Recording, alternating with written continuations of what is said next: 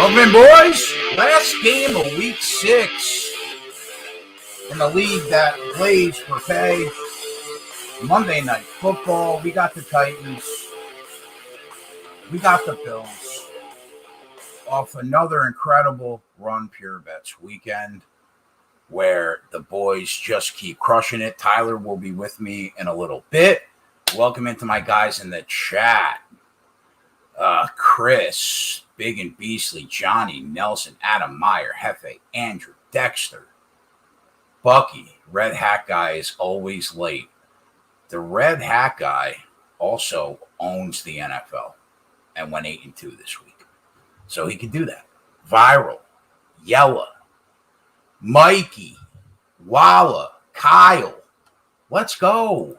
Let's have a night, boys. What's going on? All right. So here we are. Last game of week 6.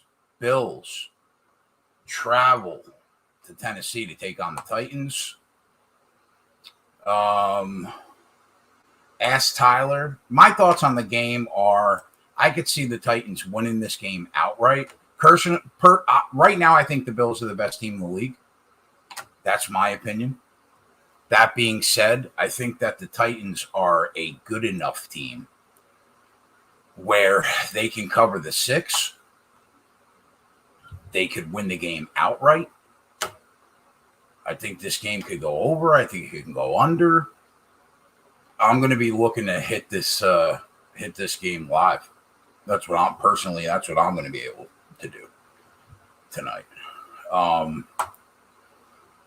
But I asked Tyler about first touchdowns and what he liked. I know he liked Diggs, so we'll see. He just ran to the store. He'll be with us in a few.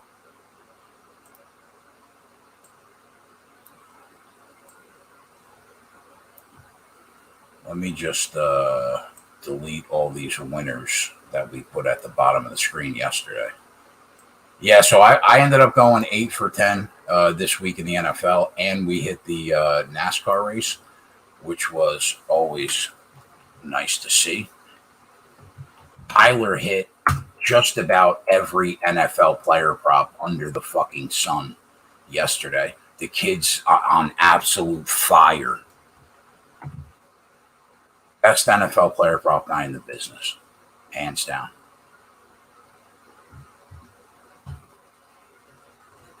So I've been seeing the board pretty clear. 12-3 the last 2 weeks in the league. It's not easy to win in the NFL. So we can't complain. All right, first touchdowns.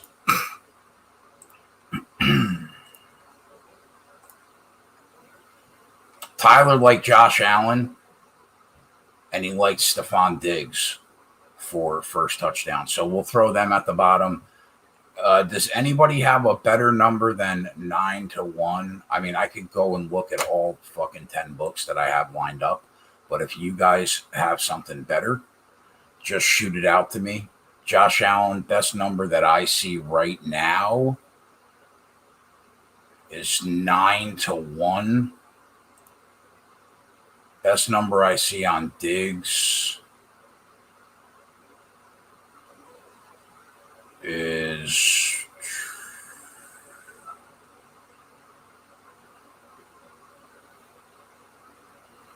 8-1.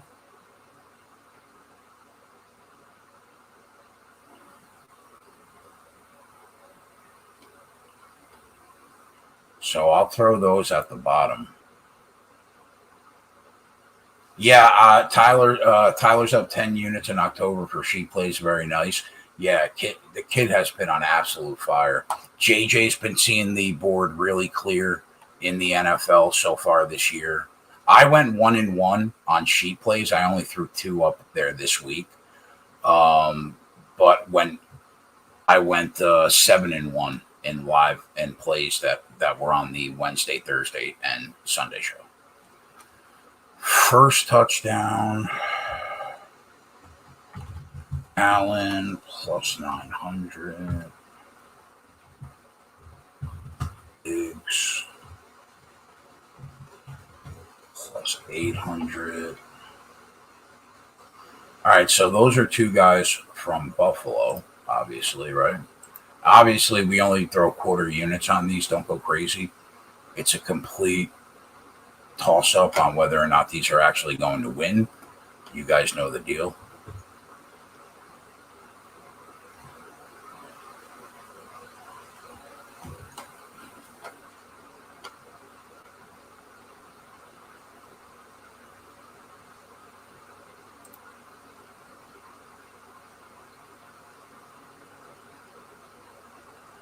I mean, it's probably too easy to just take a shot on Henry and A.J. Brown, right?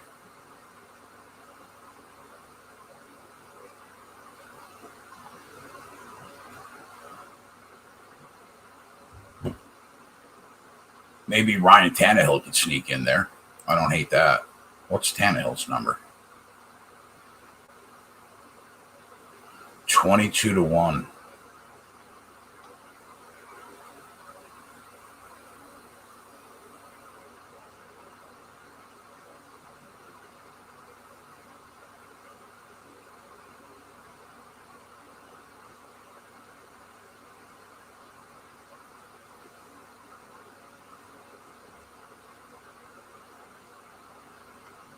I mean, you could bet Julio Jones at 14-1. It's like throwing darts. I mean, it's luck.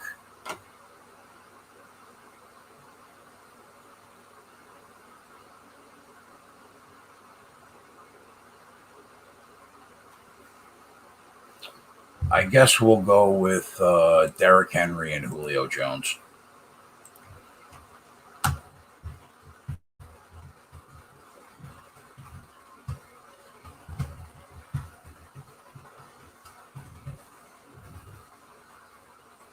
These are not the bets that pay the bills. You know what I mean? These are the degenerate bets that you bet for fun. All right, so for Run Pure Bet subscribers, Tyler's got JJ has one play on the sheet tonight for the game. And then Tyler has 3 props for tonight's game on the sheet. I did not put anything on the sheet. I didn't like anything enough to put it on the sheet. But I'm a live betting enigma, so I'll do my damage in game.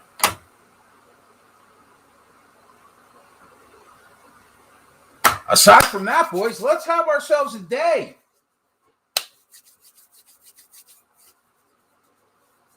All right, game already started. We're 8 seconds in. Tyler will be here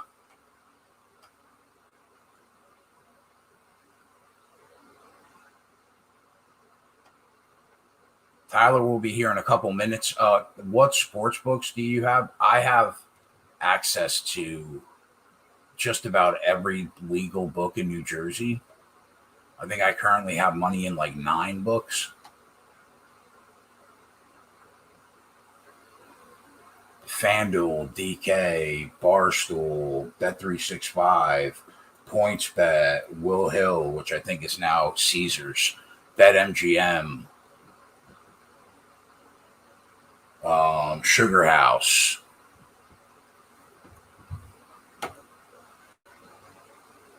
Dexter says, I'm on the Bills. Yeah, I didn't really want to lay 6 on the road with Buffalo. They're a better team. I mean, no doubt. I have them number 1 currently in my power ratings, although I have to redo the power ratings after tonight for the week. But going into this week, I had them number 1.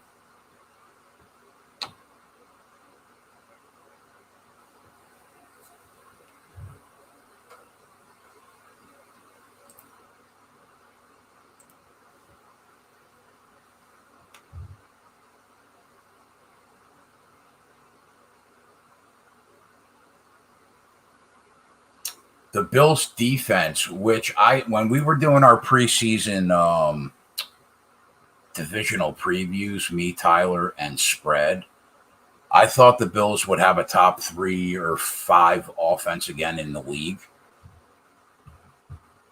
which they do.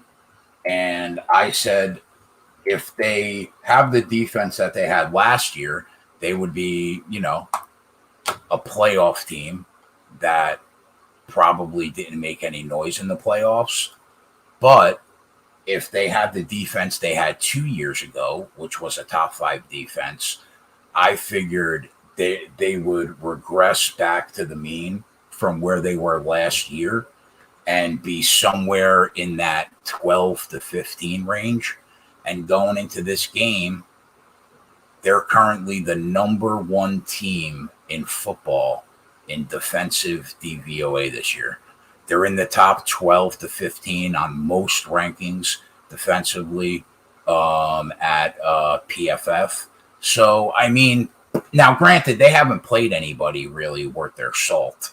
Yeah, they smashed the Chiefs, but how good are the Chiefs this year? I don't know.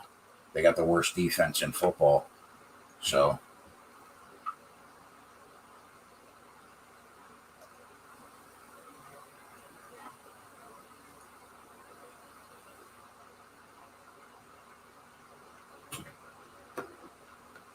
but Buffalo's playing right now like they're the best team in the league. I'm huge on the Rams. You guys know I have them to win the division, the NFC, the Super Bowl. They still look great. Dallas looks great, even though their defense didn't look that good yesterday. But let's be honest. I mean, the play calling in that game by Mike McCarthy was disgusting. And they got every bad call in the football game. So if Belichick coached Dallas, they would have won that game 38-10 easy. And it wouldn't have even been close. Dallas's defense is still mediocre, but mediocre is a lot better than what we thought they were going to be going into the year. So I'm high on Dallas in the NFC. I'm high on the Rams. You have to be high on the Cardinals. They're 6-0. I'm not as high as I thought I would be on Tampa Bay, but I'm still high on Tampa Bay. They're the four best teams in the NFC right now. The Cardinals, Dallas, the Rams, and Tampa Bay, I would say, are the four best teams. The fifth team is probably the Packers, and that's where I have the NFC right now.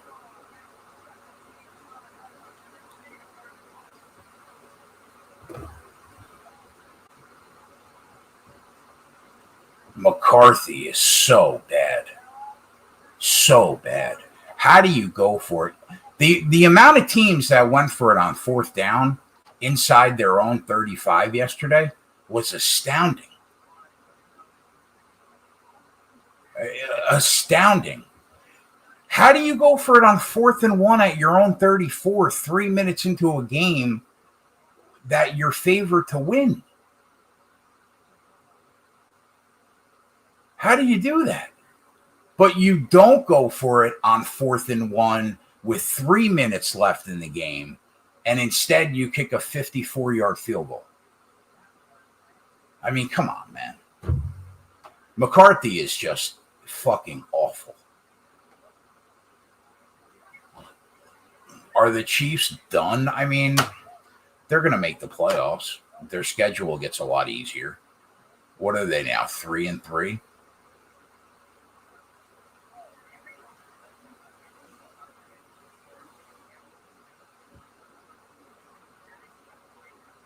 And the Chargers. I mean, talk about a team that just shit the bed epically yesterday. Absolutely brutal. The Chargers suck. Well, they don't suck. I shouldn't say that. I should take that back. They're a good team. They played like shit yesterday. And why are we going for it on 4th and 1 at your own 20-yard line? At your own 20?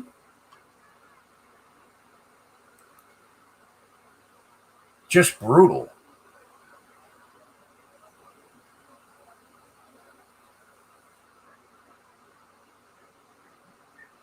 Like, That's another thing that we didn't really have to worry about 10 years ago when you're backing a football team.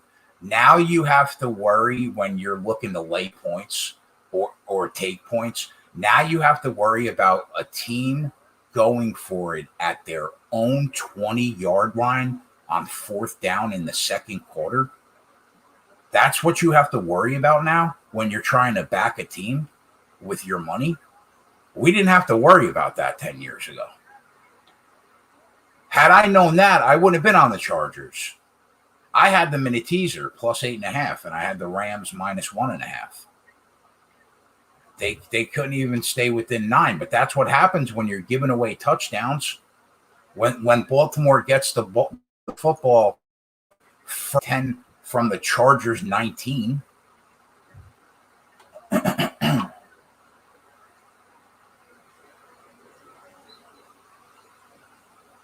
That was one of my only 2 losses yesterday. That teaser. Chargers fucked me good.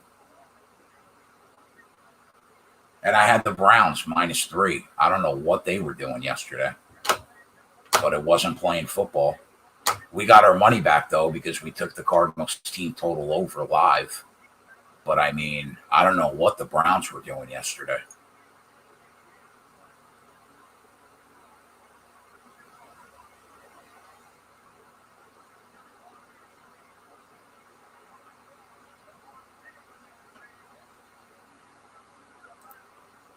What was the pregame close in this total?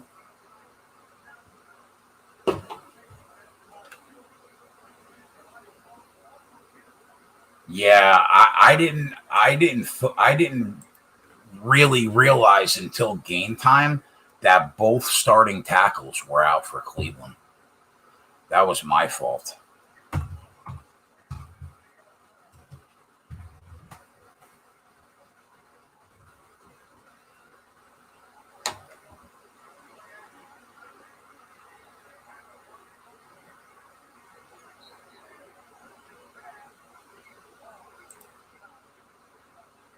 $53.5.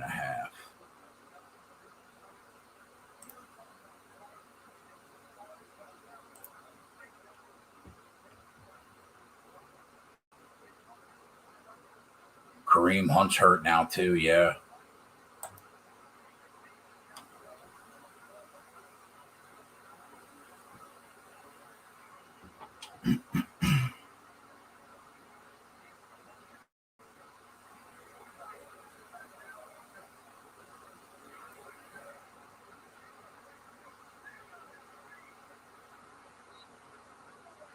Is that Devin Singletary carrying people? Go ahead, Singletary, you little beast.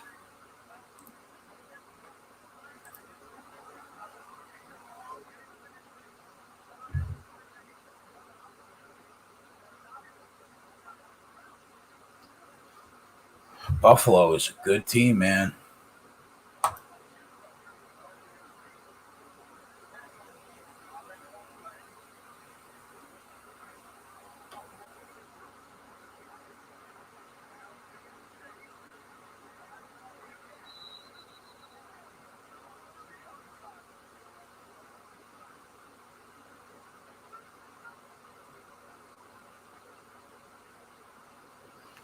What game we got for Thursday night?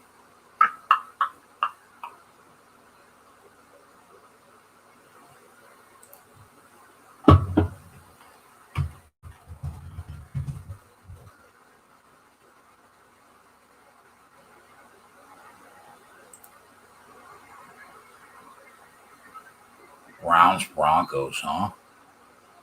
So are they going to be without Chubb, without Hunt, and without both starting tackles? Because that is trouble.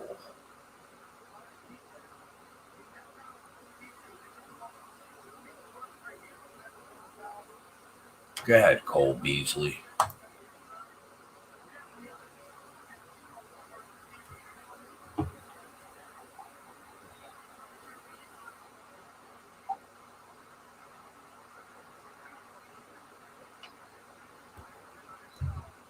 Can I give insight on the Redskins-Packers game?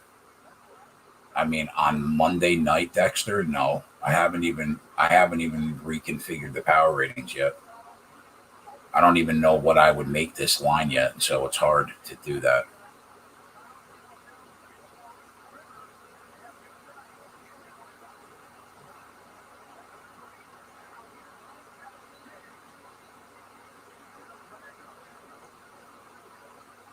Tennessee's in for a long night, man, if they can't stop this offense. What's the total in that Broncos Browns game? I mean, if it's anything over 44, I think that's crazy.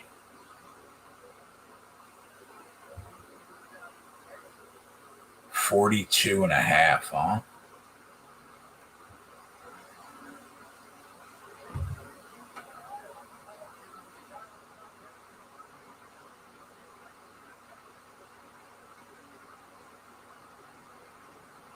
If both running backs and both tackles are not playing, I don't know how that game goes over.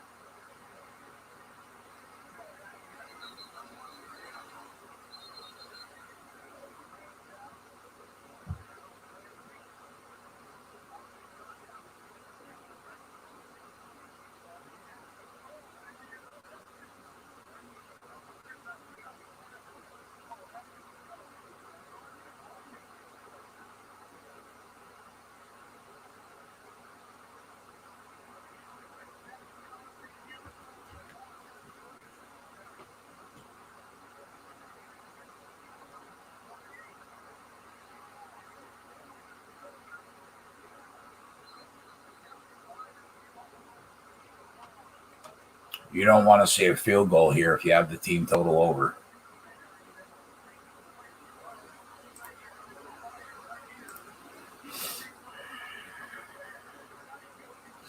I thought the team total was a little high at 30.5 on the road.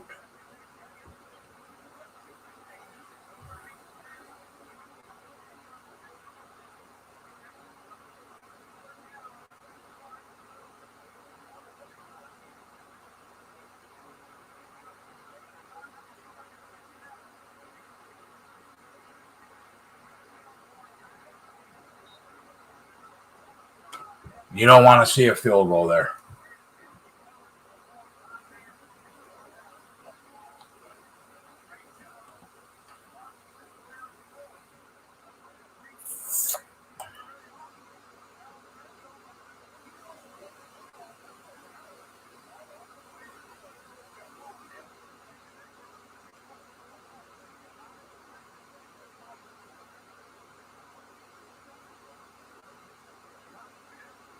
I mean, it could happen, Josh.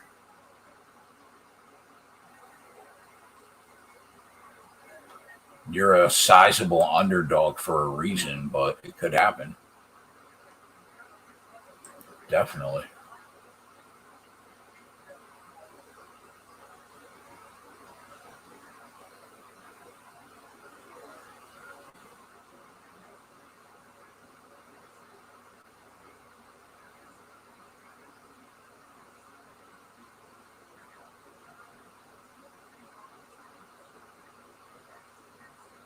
I mean, I don't see how 3-0 is bad for the Titans.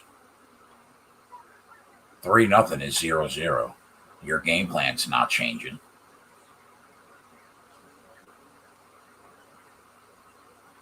14-0, that's a different story.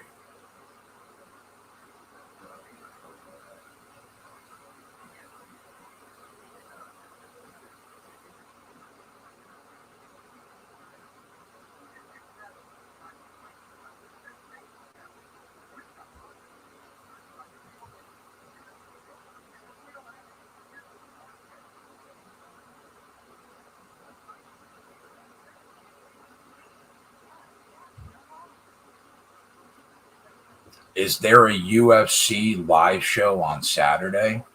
How long have you known me, bro?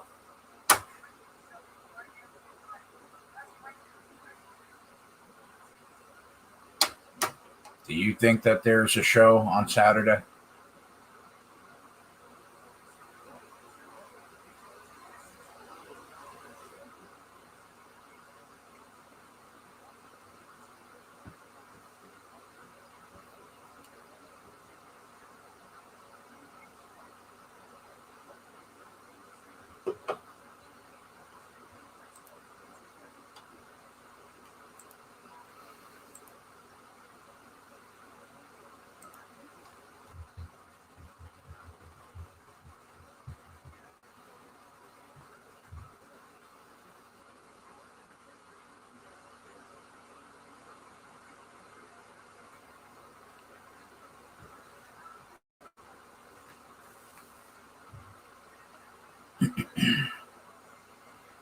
The UFC card starts at 1 p.m.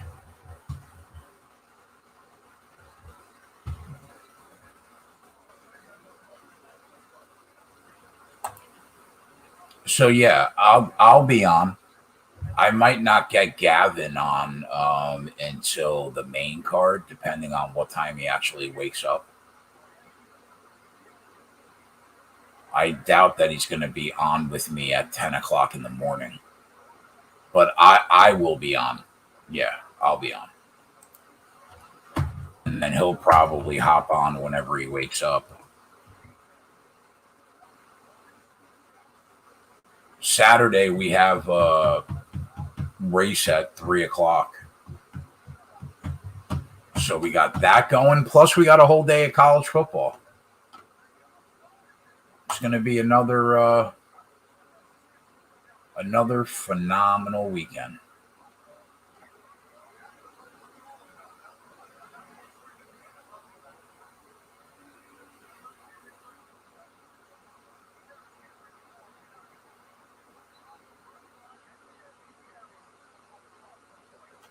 I think it's going to be hard for LeBron to get the assist leader because Russ is on that team now.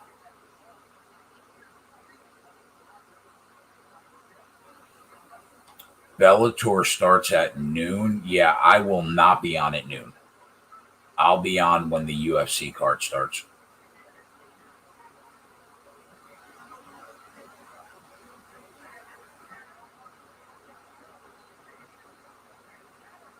If Derrick Henry stays on his feet there, that's a first down.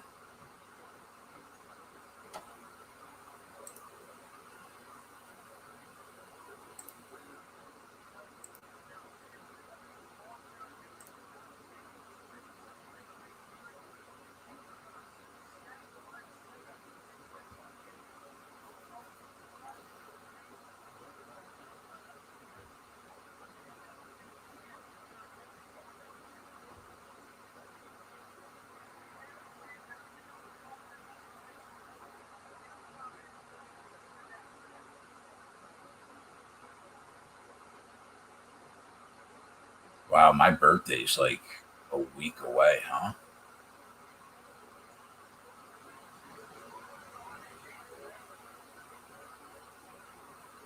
I'm looking forward to that main event. Paulo Costa, Marvin Vettori. Let's go. That's a main event for a fight night. Not what we got last week.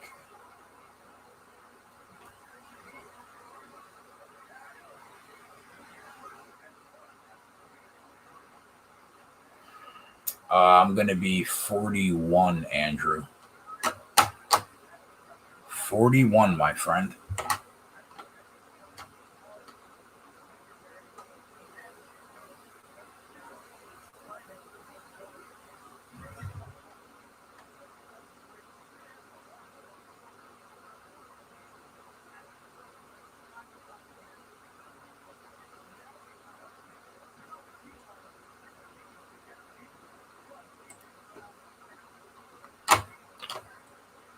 I'm pretty happy, like professionally. I'm okay with what I do. I wish the show was a lot more popular. That's probably the only thing that I wish professionally that I had going. But I'm getting old, bro. I'm getting old as fuck. 41.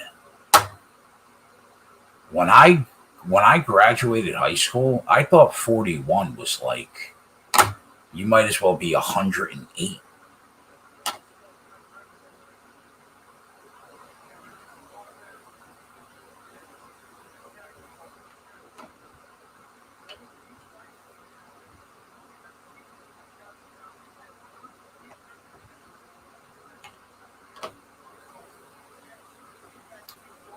Yeah, so I'm like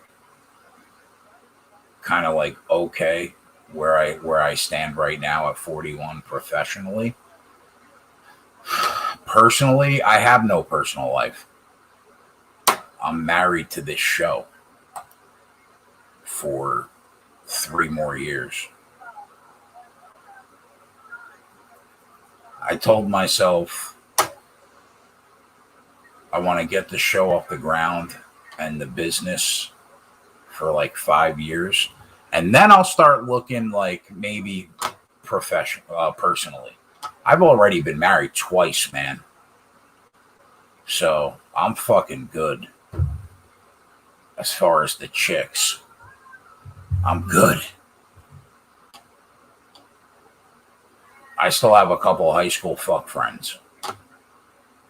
But like, in terms of having an actual girlfriend, I'm good.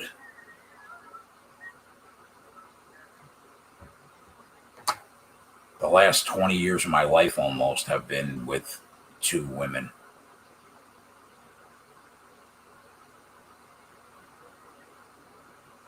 But I mean, you know, I got a 13-year-old daughter that's like my entire life. So I don't regret it.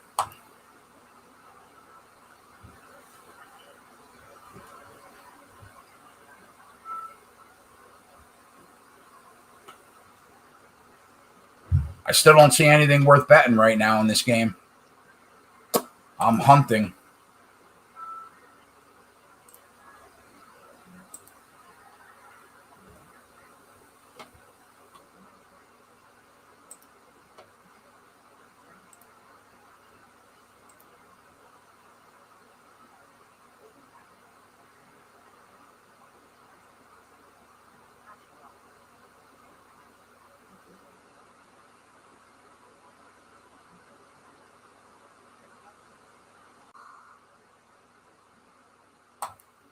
There's my guy. What's going on, guy? What? Nothing much, T. We still don't have a first touchdown yet, so we got that going. Team's touched the ball. No one's done anything with it. Yeah, Buffalo was in the red zone.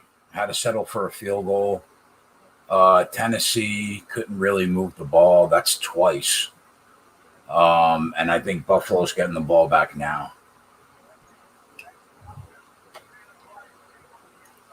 That guy on the screen should be the next head coach of the Raiders.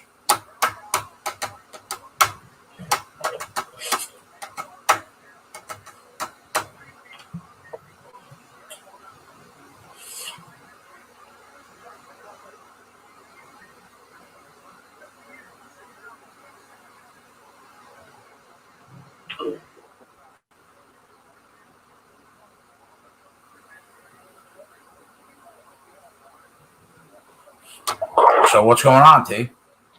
Nothing much. I'm fucking thinking freezing with the game on. I'm just staring at a fucking loading screen.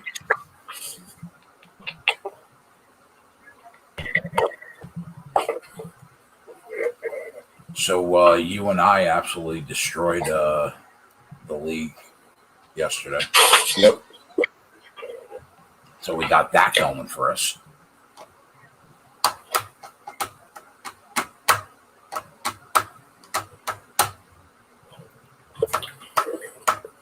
Hopefully there's something in this game. I'm not trying to watch a boring game. Yeah. So the only thing you bet were the plays on the sheet, right?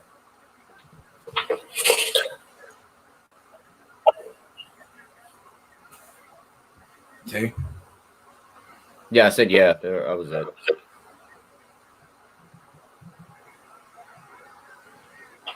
This has fucking under written all over it, bro.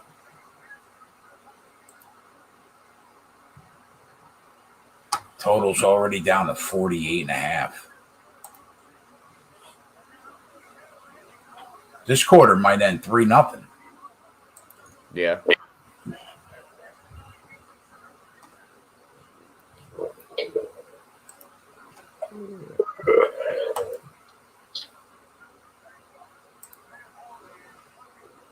What were your thoughts on the side in total pre-game, Tyler? I mean, I probably would have laid the 6 with the Bills, and I expected points, so I'd have probably took the over, but Nothing was like driving me to bet it. Did you just see what I just saw? I'm behind you, so I gotta wait. Yeah, they tried to do that on the kickoff. Forward pass across the field.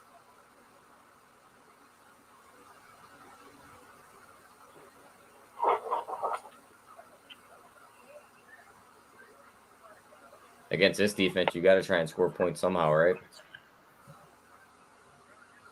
Yeah, imagine saying that right now when they were so bad last year. I was saying earlier how on our NFL preview shows with me, you, and Spread before the year, I thought that we would see a lot closer to the defense that we saw 2 years ago, and not the shit fest that we saw last year. But I didn't think after 5 weeks they would be number one in DVOA defensively. They're playing, but they have played really bad teams. Yeah, I mean, locking down the Chiefs last week was pretty impressive. Yeah.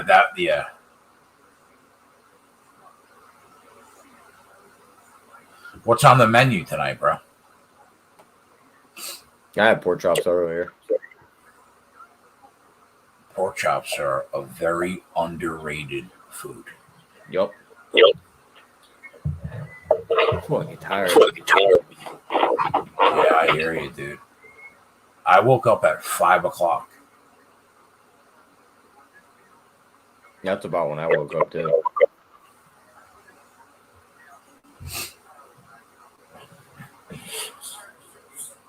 What's up, hey Swaz?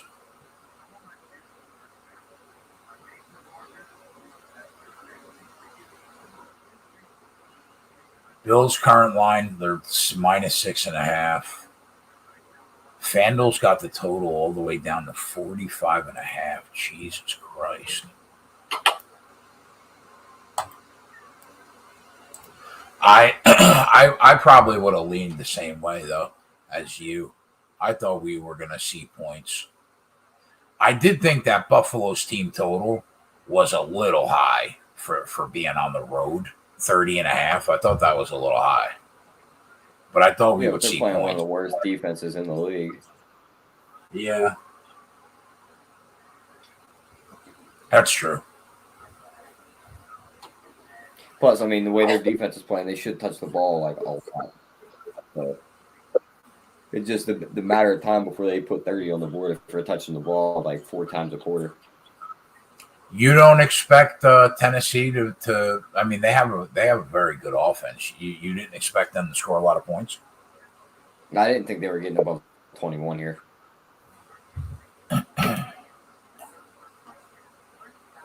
I mean, they might not. The way this quarter's going.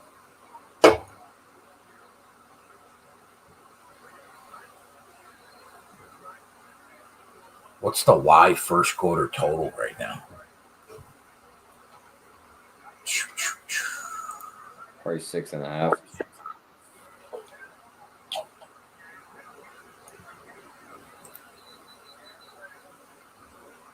I mean, 6.5. I'm on the under auto bet. There's 3 minutes. I don't even see first quarter listed anywhere. It's DK has it off the board, but it was under 3.5 -700. I would have had a huge amount of money on under 6.5. Yeah, because then you're just banking on no touchdown on this drive, basically. Yeah, exactly. The second quarter total is 16.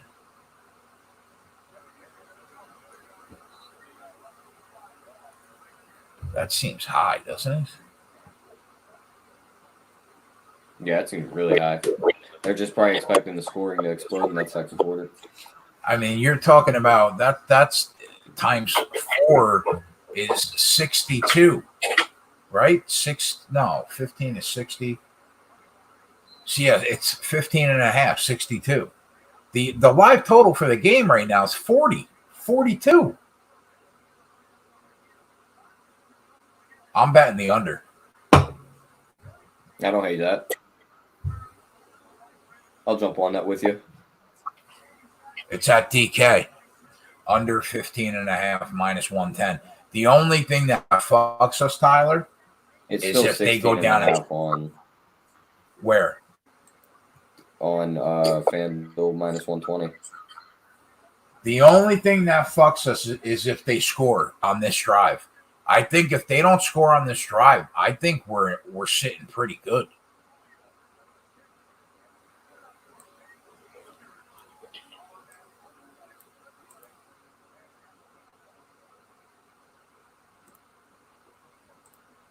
You putting it on the bottom?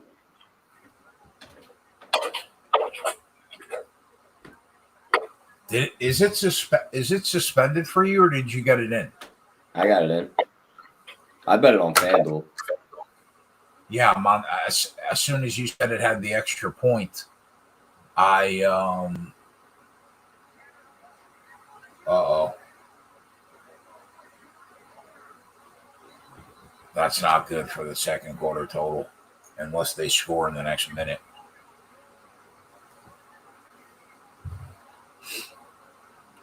All right, they just reopened the line under 16.5, minus 106. Yeah, I'm in. I'll take the shot. You got to think, even if the Bills do score in that first minute of the second quarter, if they stop the Titans, are they scoring 3 times? I don't think so. All right, let's throw that at the bottom. Second quarter under 16.5. Minus 106. It's even money on FanDuel now. Is it? Yeah. All right, we'll go with that.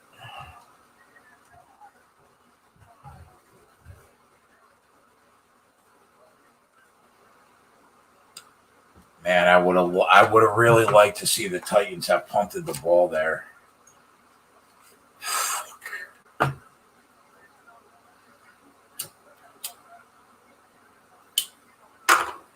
I'll tell you right now, if the Bills defense plays this well all year and into the playoffs, they're winning the Super Bowl.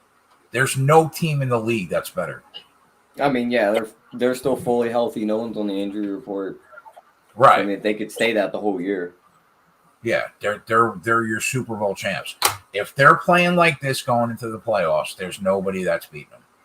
I think the only team that has the best chance to beat them is the Rams. I'm still not sold on that team. I think you're on crack. Okay. I think you're backing a quarterback that's never played in a big game. Tyler, he's so good though. But he's never been pressured, Jay. He played for a shit team his whole career. I think that's fair. I think that's but he's never been in that pressure situation. He could be spectacular, but we don't know how he's going to play under pressure.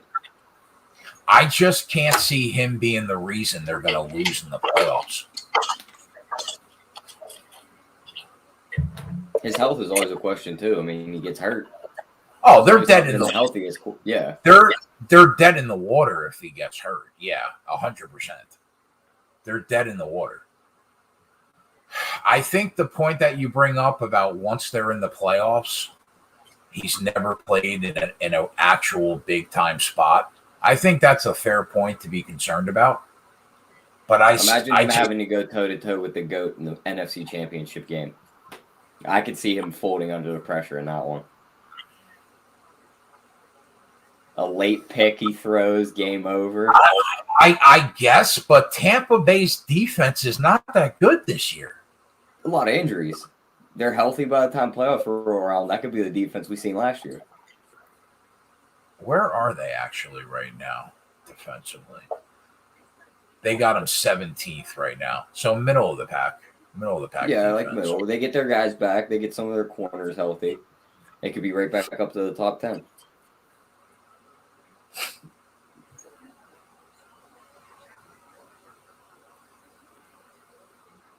The fucking Red Sox are going to go to the Super Bowl, huh? I mean, you hear me, bro?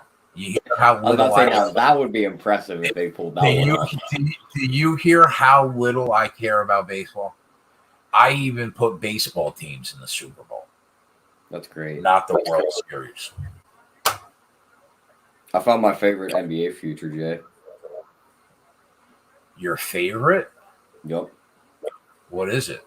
Lonzo to win Most Improved Player at 42-1.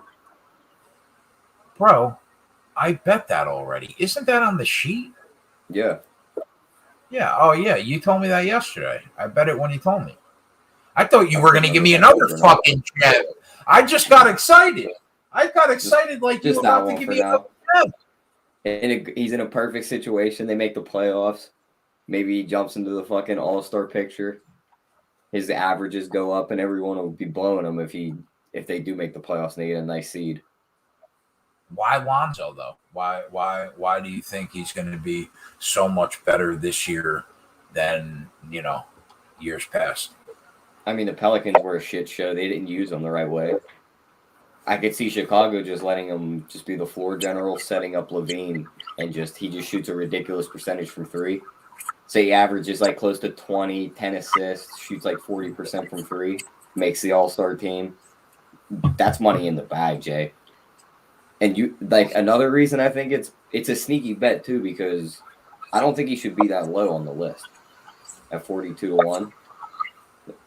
Like, listen to some of these guys that are ahead of him. Pulling up the list now. The most surprised thing that I saw that you did bet.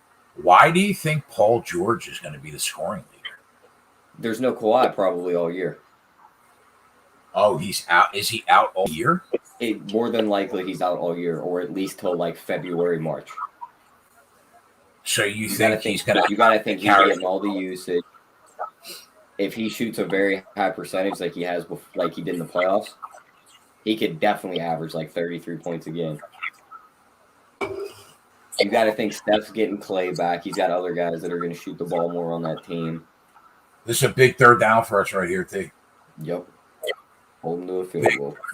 Come on, boys. Oh, my God. I mean, what kind of defense is that? Yeah, but Jay, listen to this list of people in front of him with odds. And, like, all these guys, except for a few, like, for them to win Most Improved, they would literally have to become, like, a goddamn superstar. Michael Porter Jr. is the favorite. He literally has to jump to a superstar to win that award. Jordan Poole and Kevin Porter Jr., I mean, not really. Those guys can get that award. Ja Morant and SGA both have to go to superstars to get it. OG Anunoby can have an all-star season. He can win it. DeJounte Murray, I don't see having a chance winning it. Colin Sexton, the same thing. Don't see a chance. Jaren Jackson Jr., you probably have to win an all-star. Fox has to just have the best point guard season ever. That's a late flag. Zion's out for the beginning of the year. Yeah. That is a late flag. That flag came in super late, bro. I heard Zion, they're concerned about him with the foot. Yeah, he's hurt, and he's ahead of Lonzo in these odds. Tyler Hero, I mean, I don't see that. Derek White, no. Maybe Nickeil Alexander-Walker, but I think the Pelicans are going to stink, so I think he'll just be under the radar more. They have LaMelo ahead of Lonzo as Most Improved. I don't see that happening. That's coming back. Dawson Knox. But that's coming back. Holding? Yeah. I mean, everything you said to me so far makes sense. Yeah, and then like the other guys ahead of him were like Jaylen Brown and like Keldon Johnson. So it's like if you think about it too, with all this Kyrie Irving stuff going on, there's a point guard spot opened up on the All-Star team. He balls out, he could very well get that spot.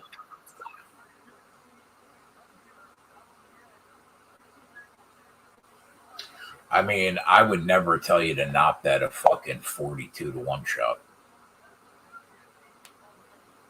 So I tailed it. I threw $100 on it. Winner, you figure the winner came out of the Knicks, who were supposed to be like a shit team. They make the playoffs. What if Chicago's that surprise team makes the playoffs this year? He's kind of the reason why they do it. I think he'll be behind that award all year. Wax said, "Do the Lakers make the playoffs, Steve?" I mean, of course.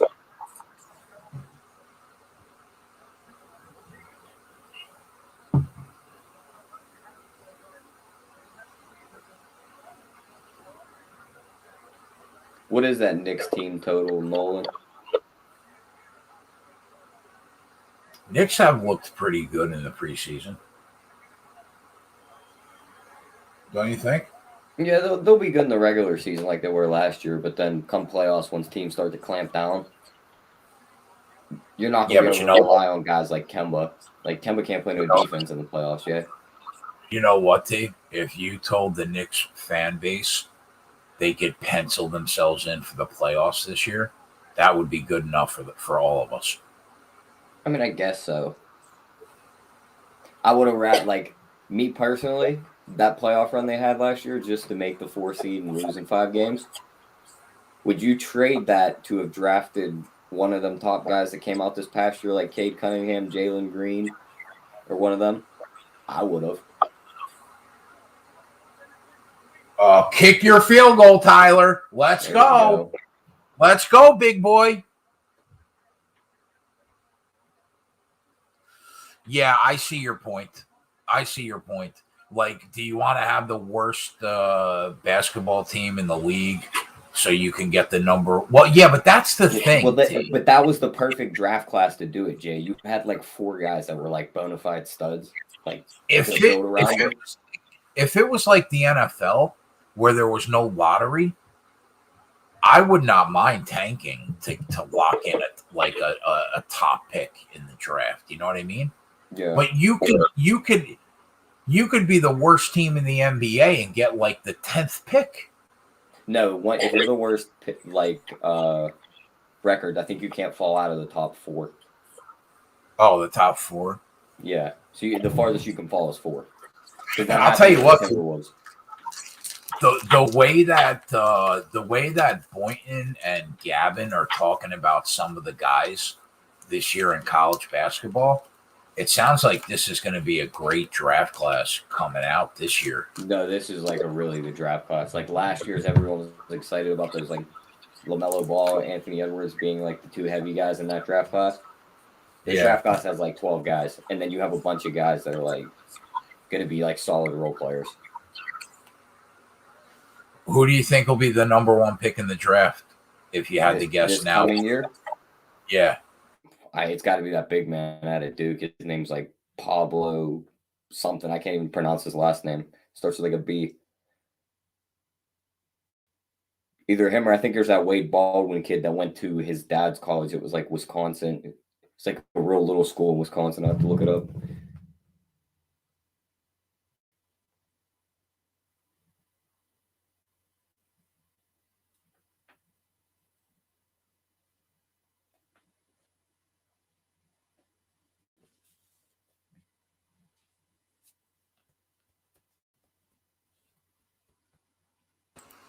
Andrew said, "Do you have any rookie of the year leans?" Yeah, it's got to be Jalen Green, but he's only plus 275. So it's like can't really do much with that. Him and Cade Cunningham are plus 275. The next closest is 9-1. Do you think it'll be one of those 2 guys where you take them both and scrape over 1.5 units profit? I don't think it's worth it because I think it's just too long of a season, and one guy gets like a little nick of an injury and sits out a couple games. Now a third guy's in the equation. Now you're just like, shit, I don't think it's worth taking it. That makes sense.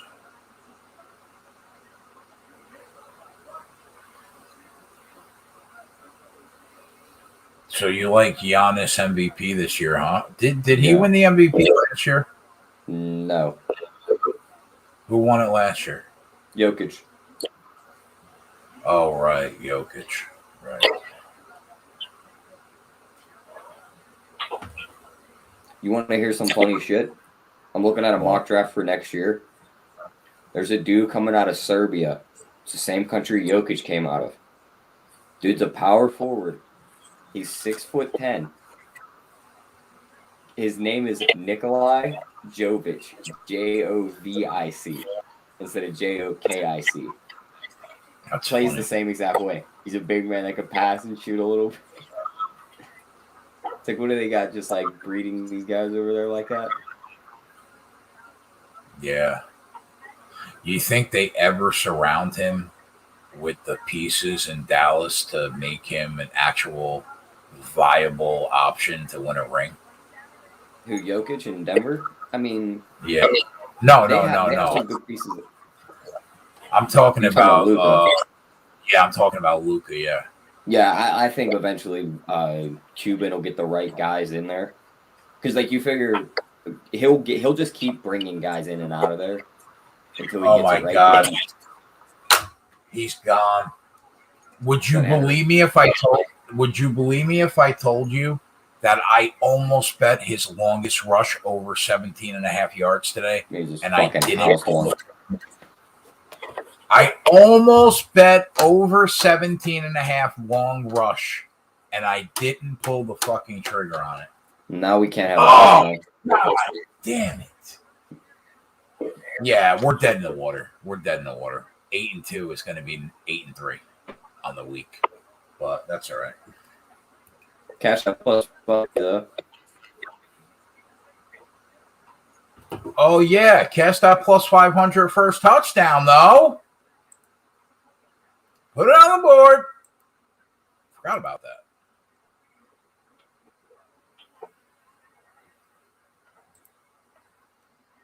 We'll take it. We're clappers. That's going to make up for the unit we're about to fucking drop on this over under 16 and a half. Man, I can't believe I didn't bet that.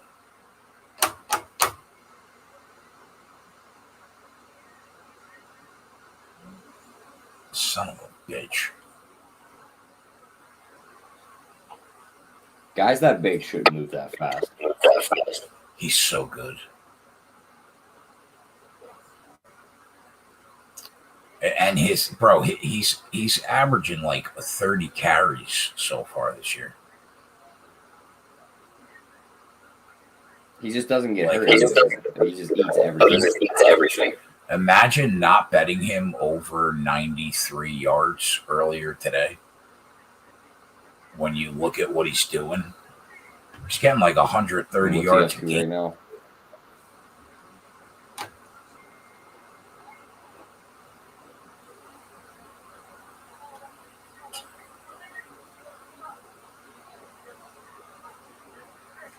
Sorry, boys.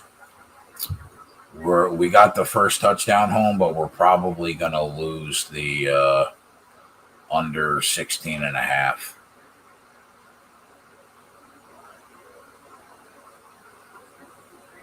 That was literally the only player prop I thought about betting today, too. Longest rush over 17 and a half yards, minus 110.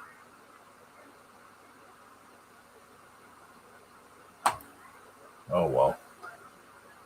He's plus 145 to score another touchdown. Carries are at 20 and a half, minus 125. Yards are at $151.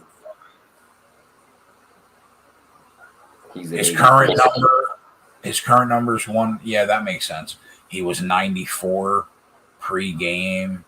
You figure you're already a quarter down, so that's probably what the number should be.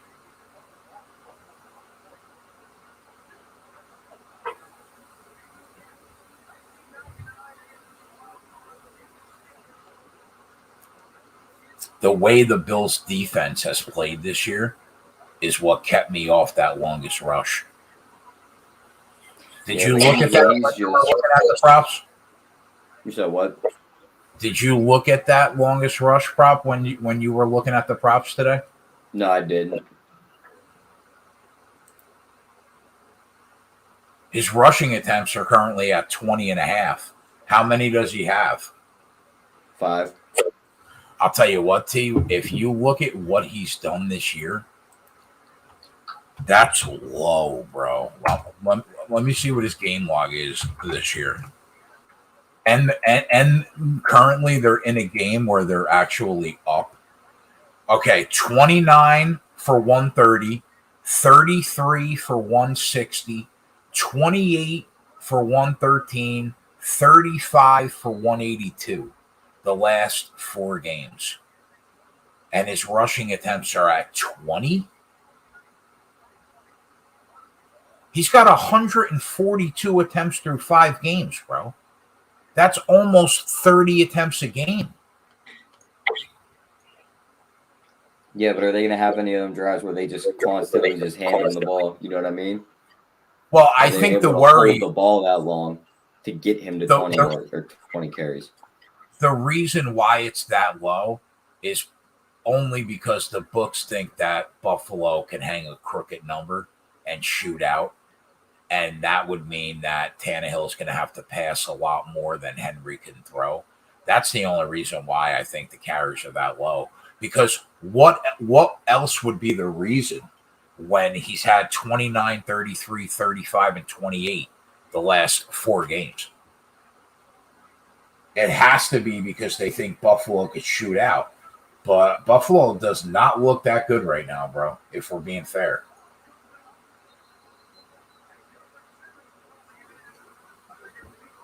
Two red zone possessions. 2 times they had to settle for a field goal.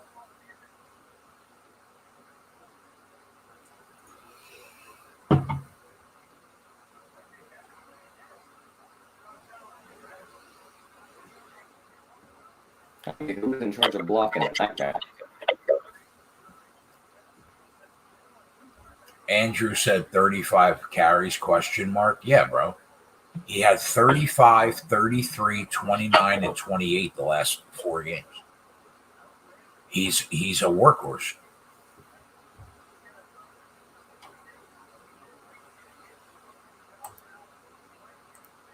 And his number sits at 20. And you know if this drive lasts an extended amount of time, that's gonna go lower than 20. That'll be 19 and a half or 18 and a half. After the play, personal foul defense. These are the things you can't do when you're playing Buffalo. 15 yards on the first down. Yep.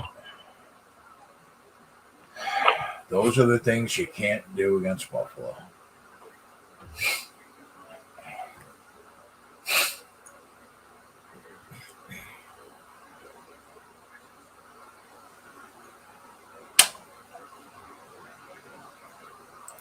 And even the game, Tyler, that they lost 38-13, which was week 1, he still had 17 carries, which was only 3 carries away from the number.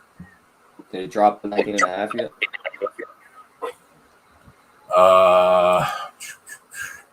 I still see 20 and a half. Not yet. It's down to -110. -110 at DK.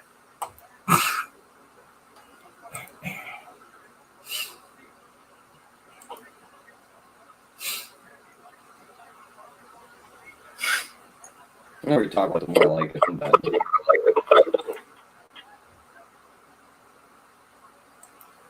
Are you betting that, you fuck?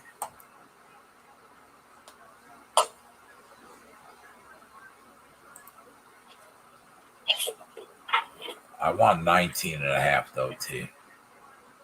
I want us to win when we hit 20.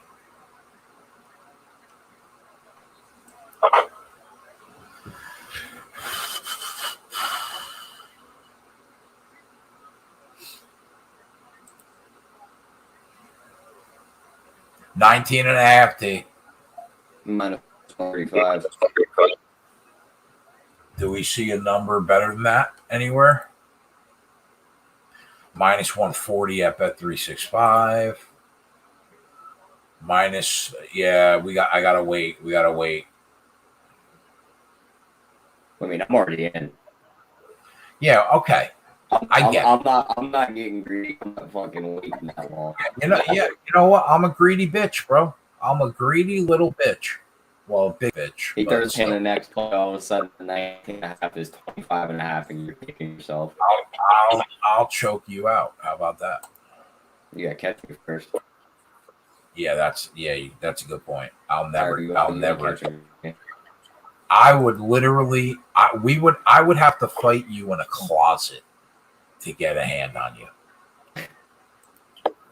It would have to be in a closet, like a walk-in closet. I'm waiting for 19.5 minus 120.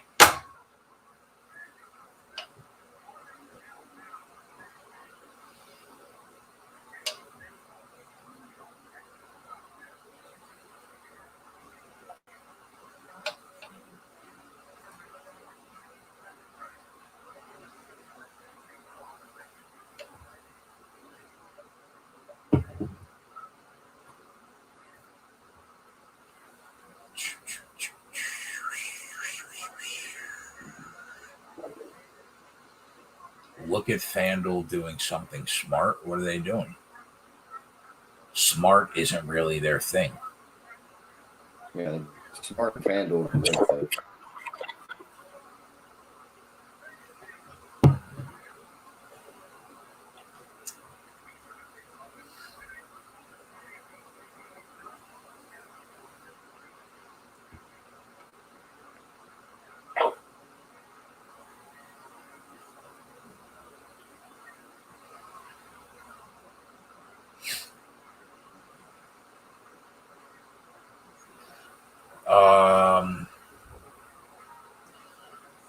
Are Major League Baseball home run props good to bet as well, or not comparable to first touchdown props?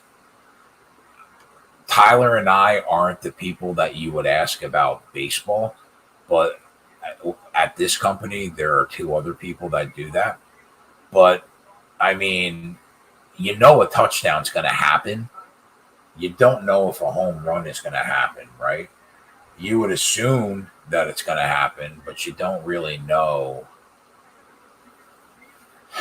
if it's going to happen. So I guess in that way, they're not really comparable. But I see what you mean.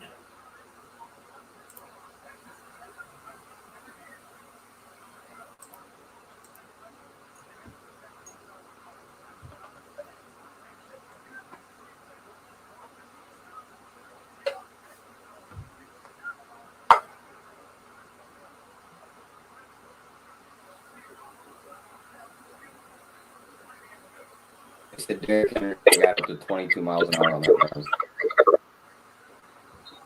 I think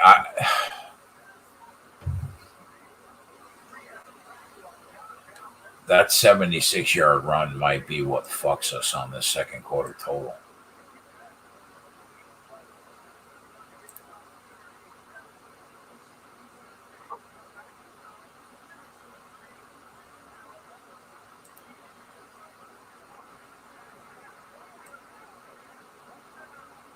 Touchdown Diggs. God damn it.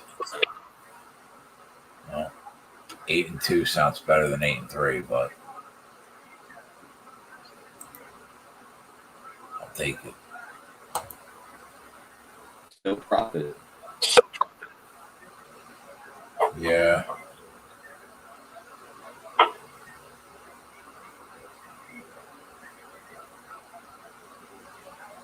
So what's the score right now? 13-7?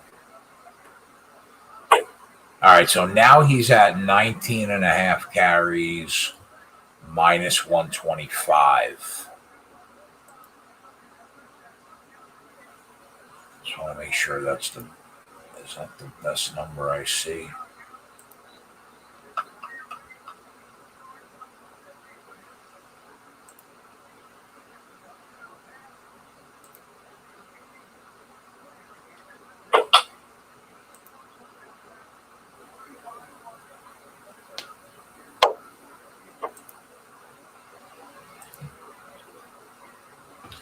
Yeah. All right. I'm in.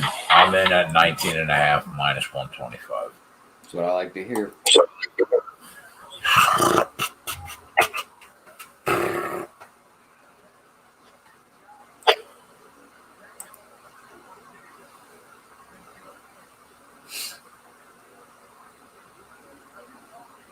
Ben Simmons was at Philly practice in sweatpants with his phone in his pocket while he practiced. Give you an idea how hard he was trying. Is that me or you echoing? I don't hear you echoing or myself echoing. Every time I say something, I hear myself echoing. Boys in the chat, do you hear an echo on Tyler?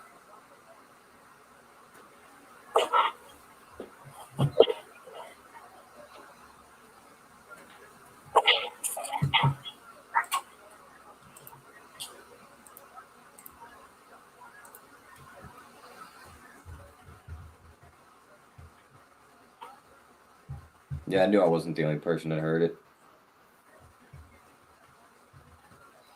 Now it's gone. Sometimes, they said.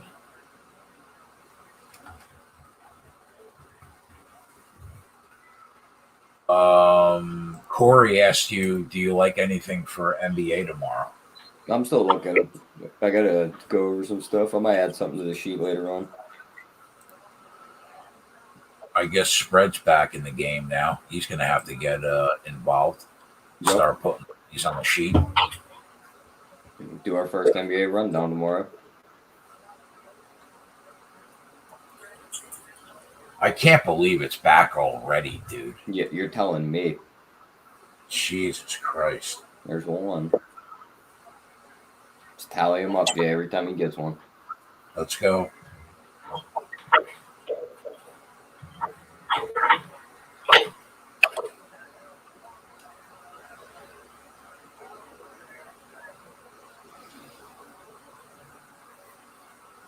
Another late flag. Like, what are we doing with these late flags that come in a minute after the play's over?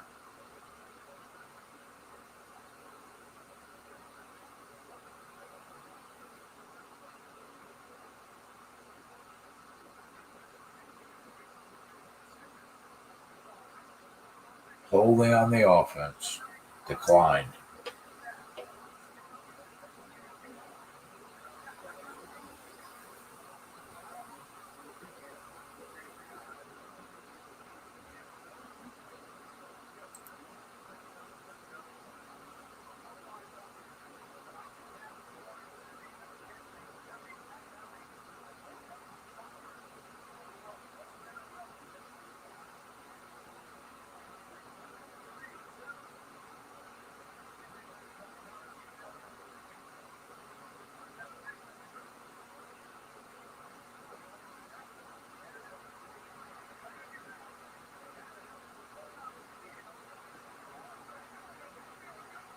Oh my God, he caught it, bro. But it's going to be pass interference anyway.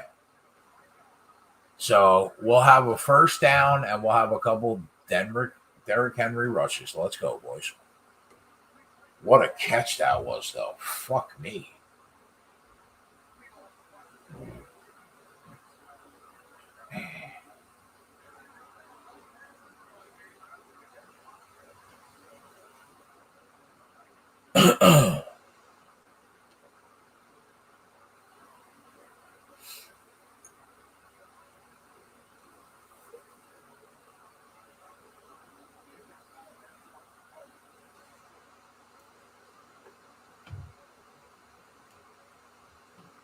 Who's the flag on? It's got to be on the guy Julio was being guarded by.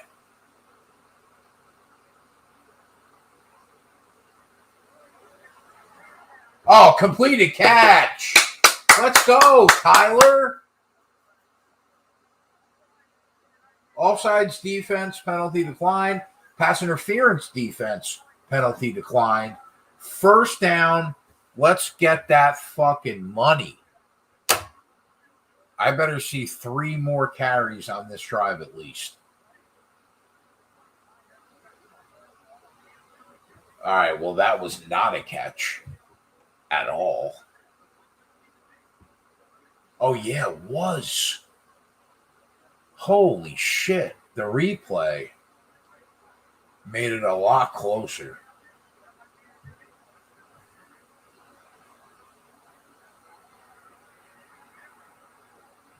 Tyler, how easy is it for Derrick Henry to stiff arm somebody and just put them on the ground? I mean, nobody does it easier.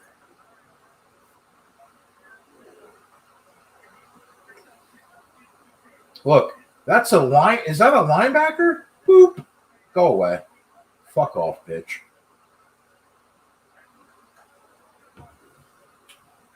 I mean, I don't want to see carries for a loss. That's not what we're looking for here at all. Carries are carries, Jay.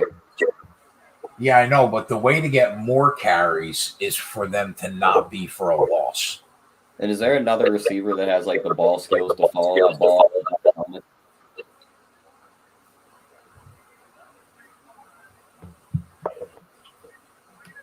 I mean, Derrick Henry assaults you when he gives you a stiff arm. It's like it's an assault.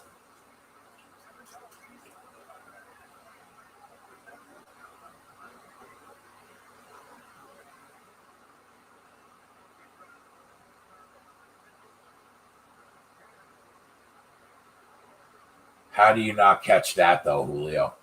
Can we talk about that for a minute? Like, how do you not catch that, Tyler?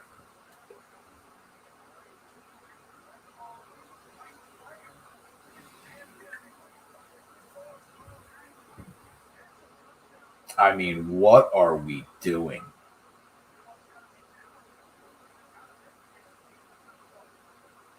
That wasn't a great throw, but it still has to be caught.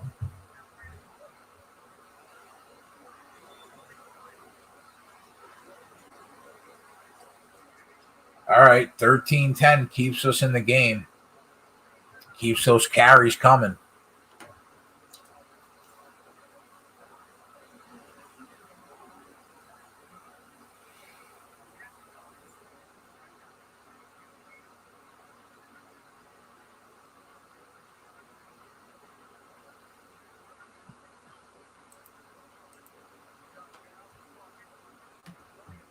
See if the Bills can get another touchdown before half. Do we want that to happen? And we want Josh Allen to throw one in. Oh, is that a sheet play? Yeah. Got it.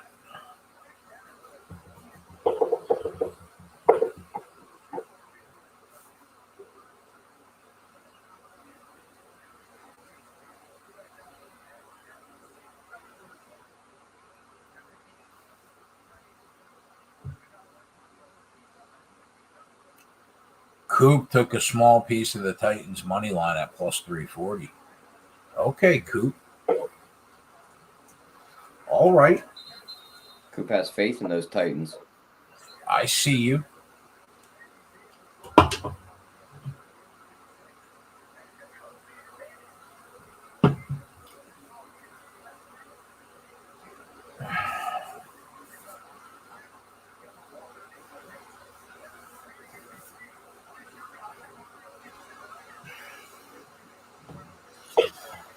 T, did you bet the two NASCAR futures that have been on the sheet for 5 months? No, I didn't. I hate you. I forgot to bet it when they went up there. God damn it, Tyler.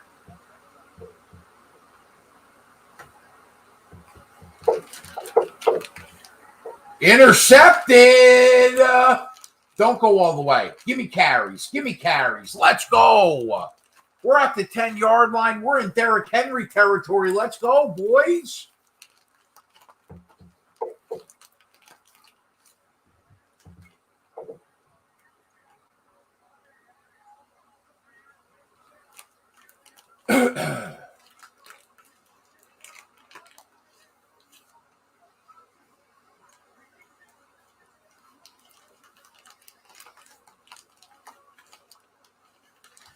I want those 8 units bad, bro, on the sheet for Kyle Larson to finish in the top 3 and to win it all. I want those 8 units bad.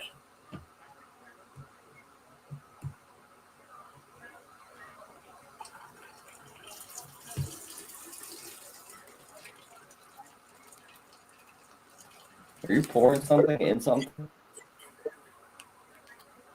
What? Were you pouring something in something? Yeah, why? You could hear it? Yeah, I can hear it.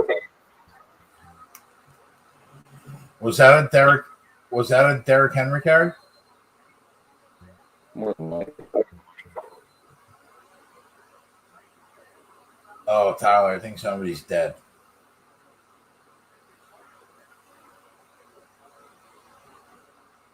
Somebody might be dead. It's always like,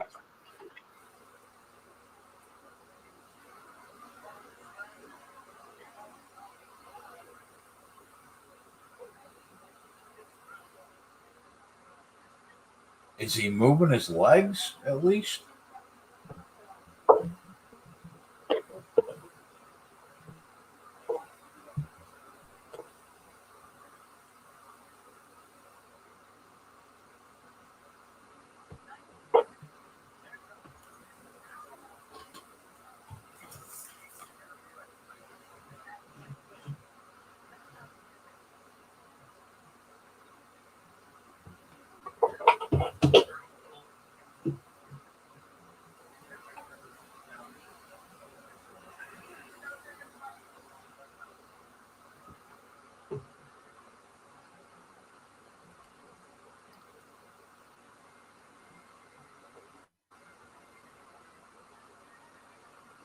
Can we use some of that profit on better Wi-Fi, fellas?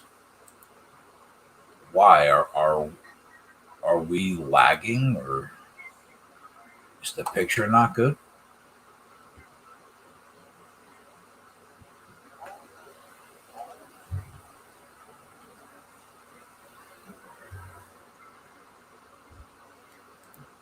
Pete, how about you settle down over there, okay? Just take those winners, take those units, and shut up. I like my fucking Pakistan internet connection, all right? they got better connection over there. You can't do videos out of the game.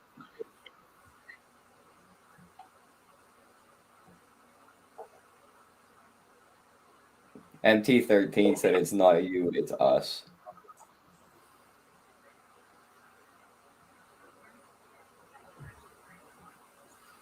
Nothing wrong with Walmart internet. I bet you I pay more on my internet package than everybody in this chat. Y2J, I have no idea why I sound like this when I'm on the live show. I never sound like this on any of the NBA rundowns. It makes no sense why I echo on this show.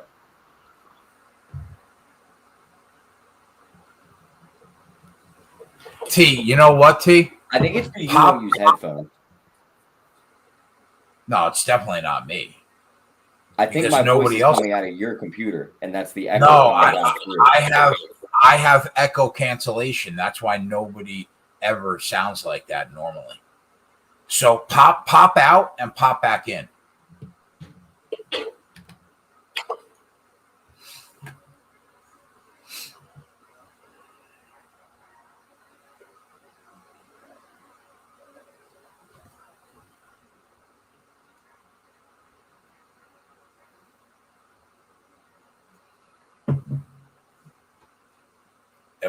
Gavin, you settle the fuck down over there. All right.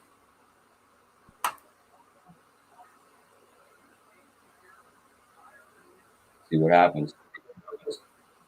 I mean, you sound great to me.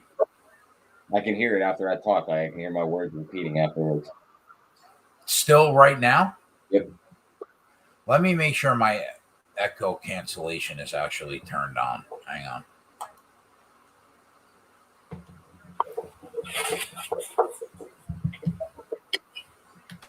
Yeah, it is turned on. Because I would hear myself coming back out as well if I heard you. and I don't hear you, and I don't hear me. And some people say you sound fine. Other people say, so I think it's other people. It's not us. Yeah, but I can hear it too when I talk sometimes. I don't know. I don't get it.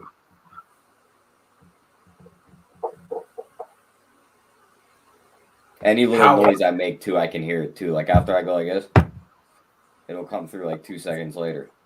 How often? Is it every show? Most of the live shows, that's why I just mute my mic all the time. So you don't hear every little noise. So, Gavin, when you're on with me on Saturdays, do you hear the echo also coming back to you? Because then maybe it is me.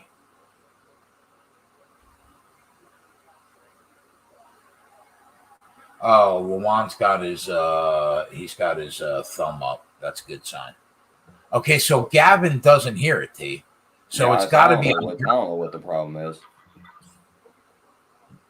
Now, at least now I know why you always mute yourself. I always see you mute yourself, and I'm like, what the fuck? Why does this kid do that? Yeah, because any little noise I make over here, I hear it 3 times. Rico said he would watch our live show even if it actually was coming live from Afghanistan. So we got that going. I don't know how bad or like time difference we have. Oh, did you have the Tannehill anytime, Tyler? Yeah, does he go in? Put it on the board. Yeah, it's 2.1 units. Let's go, Tyler. You little fucking machine. You little machine. They're so worried about the big guy back here. Quarterback tucked it, and there he went. You little skinny machine. That's not good for our rushing attempts, though, Tyler. Actually, the lead is, Jay.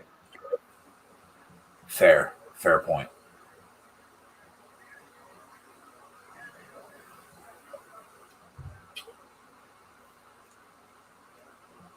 Tyler, I would appreciate it if you don't break my unit count for a single year. Jay, I'm putting up 100. Yeah, okay. So fuck down over there. I'm putting up 100. I'm putting up 100. All the features are coming in. The 14-1 on the sheet's coming in with the GOAT. Listen. Just, make like 70. Don't make 70. No, you can make 71. Don't make 72. 72 is a no-go? 72 is a no-go. That's a game breaker. Just can't have it. Would you, if I finished one with 71.5, how mad would you be? I beat you by half a unit. That would make me throw up. I'm at 71.19. So if you go 71.2, then you got the record, and I'll throw up.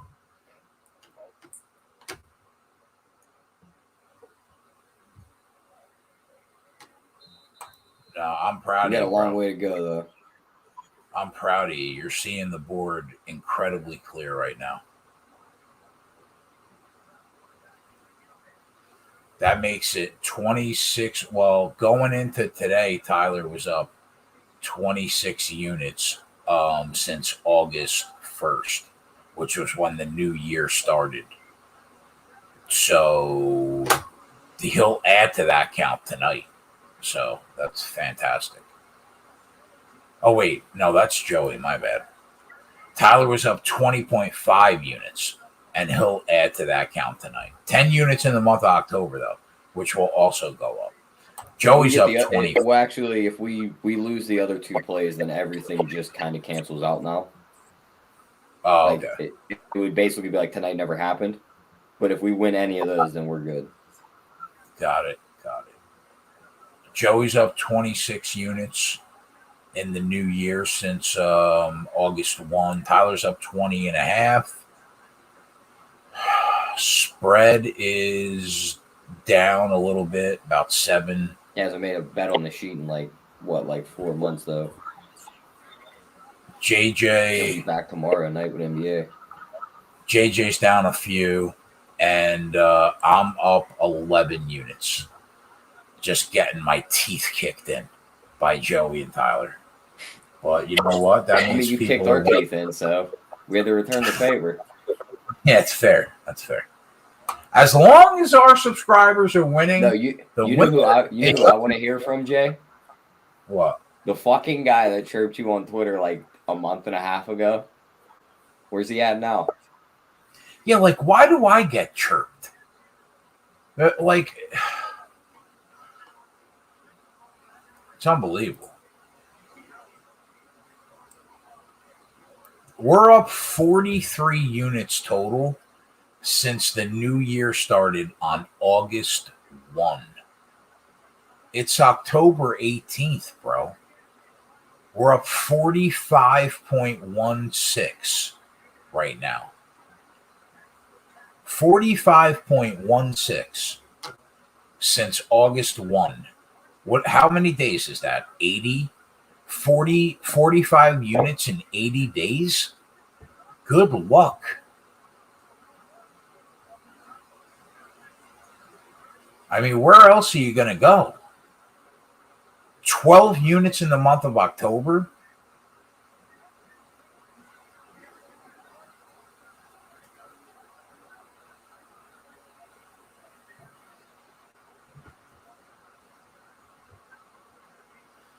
Get a deep ball to Diggs. Get him some yards.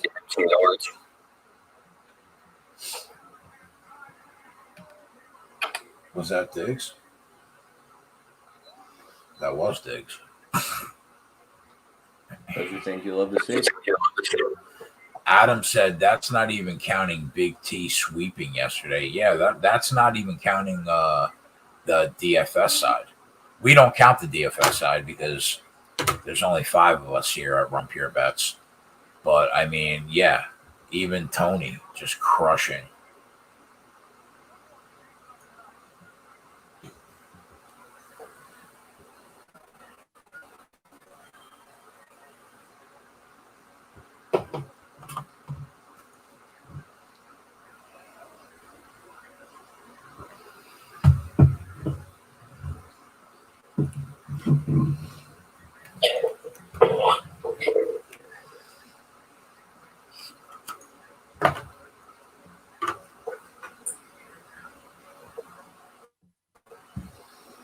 Andrew brings up a good point about the way Big T's capping those games and putting out plays. Like, you got to have the bankroll to be able to, like, take a losing day. Because, like, if you lose, you probably get hit hard. But, like, if you win, you probably, like, took the house down like he did last year. I'll tell you what, bro. I've said this for about a year, right? For about a year. If you have a bankroll that's even probably bigger than mine, like, you know, I mean, Tony's makes probably $5 million a year in DFS tournaments. Which if you have like, I don't have that kind of bankroll, bro. I'm dealing with a bankroll that's like a little less than 250K. If you have a bankroll like Tony, you should bet every single play that he puts on the sheet in a 12-month period. Every single one. Because you're gonna have weeks where you make 50 units in a week. Yep. But you'll be able to weather the storm where you drop 40 units in a week. You know what I mean? But I mean, if you have the bankroll, you should bet every single play. Every single play that Tony puts on the sheet. Because he'll win over the long haul. He'll put 100 units in your pocket in a year. But you also have to be able to weather the storm on the weeks where it just doesn't go your way. And you could weather the storm and come right back. But if you have a bankroll that's like substantial, you have to bet every single play that Tony puts on the spreadsheet. I don't even have that kind of bankroll, to be fair. And I bet for a living. It's that DFS money, Jay. We got to get into that. Yeah. If somebody said to me, like, where did you go wrong in life? Taking sports betting over daily fantasy. Yeah, it would be 15 years ago, deciding that sports betting was going to be the route that I was going to take and not DFS. Yeah. 100%, Tyler. Because I'll have weeks where I make 20, 40 grand after, like, through a 7-day period. I'll have weeks and then you where watch them guys do that on a single slate. A single night, $100,000. Yeah, and it's just like, why can't I do that? That's the biggest mistake of my professional career. If you were like, where did you go wrong? That's it. I should have dug deep into DFS 15 years ago the way I did sports betting. I got to start playing with the optimizer too on the website, especially with NBA getting ready to start.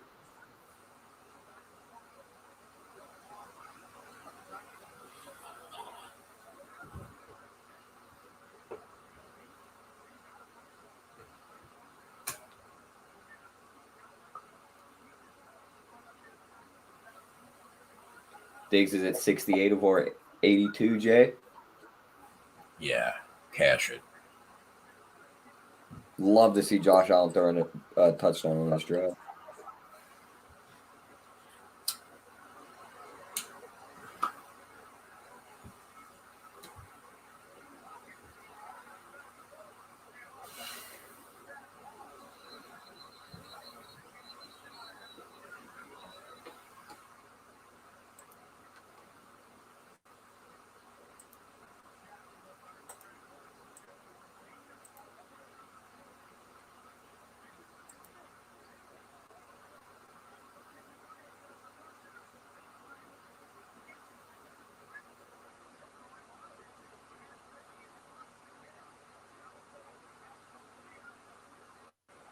You know what's even more frustrating, too?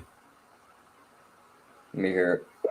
I'm in like the 2 percentile of people that can do this and make a living.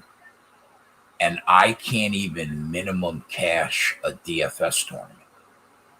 I just think it's one of them things where like we think we know what's going on with those, and like we need to like play these certain guys. But I don't think we're like factoring in like all the percentages owned and like coming in at it from a different direction. You know what I mean? Yeah. Like we could know like this is going to be the highest scoring game. Like probably won a lot of these guys. But we might overlook the fact that like there's a game that's going to be similar to it, just as high scoring, and no one's going to play those guys, so you play those guys instead.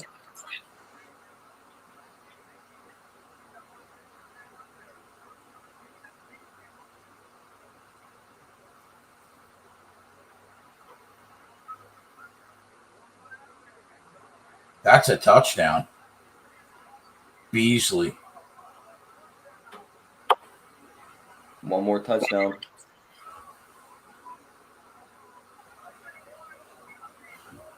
I don't see how. Josh B in the chat right there. Ownership plays a huge part in DFS.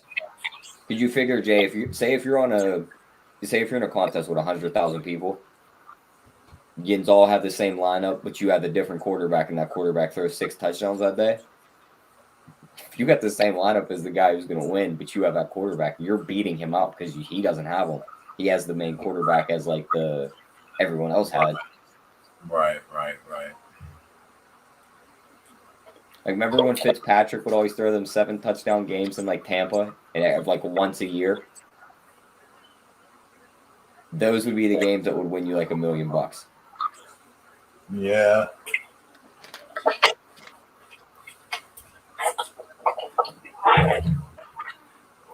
Thanks, Coop, for rubbing it in. Yeah, I mean, I eat a dick. Like, really, bro? They doubled us, Jay. Like, who says that? When we got under 16.5 in the second DraftKings literally fooled us. They laid that 16.5 down. They said, watch these guys step right on this and fall right in this hole. Sure as shit, we fell right in that hole.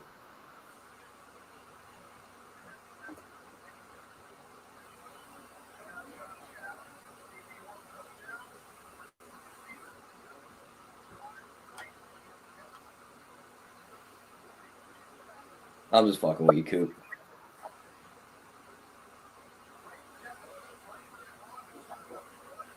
I don't see how Buffalo loses this game. If Henry doesn't break an 80-yard run, this is a 20-10 game right now. They ain't losing this game, Jay. Yeah, I don't see He's it gonna throw either. 2 more touchdowns in the second half.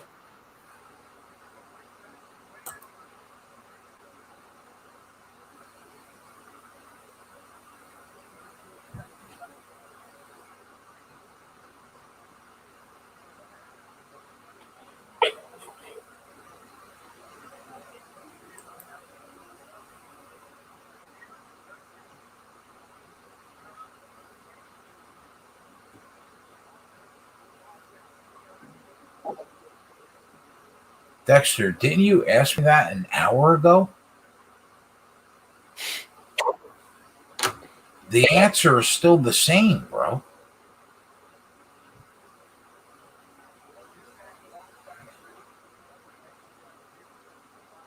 I didn't update the power rankings during the show.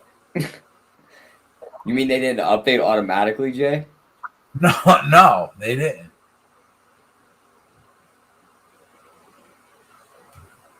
Jay, what was better last night than watching Jamal Adams call himself the best in the nation and then get hit right in the fucking face with the ball? Did he call himself the best in the nation? Yeah, you know how they all do their introduction at the beginning of the game? Like, he should have said, like, Jamal Adams, LSU. He said, Jamal Adams, I'm the best in the nation. And then on the bottom of the screen, it said he was a 60-second safety out of 83.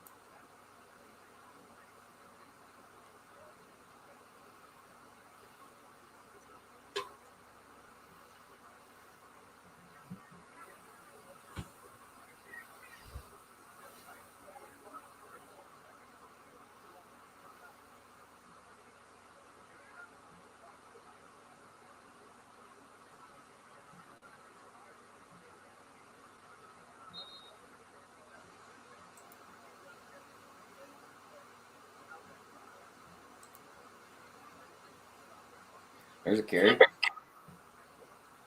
How many we got so far? We got to be closing in on 10, right?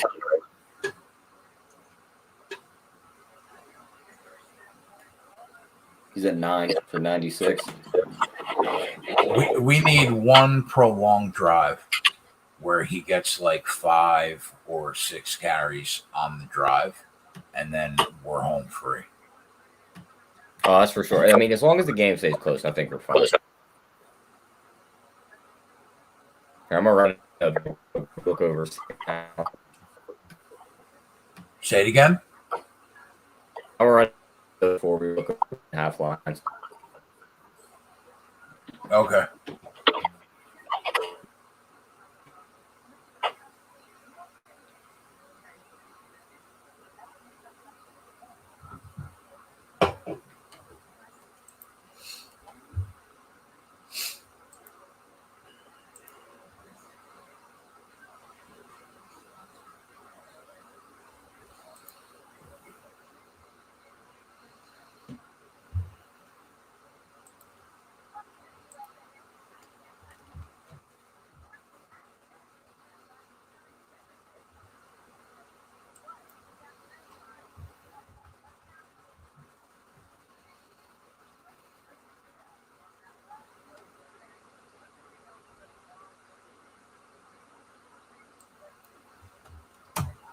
I think I waited too long to order my dinner.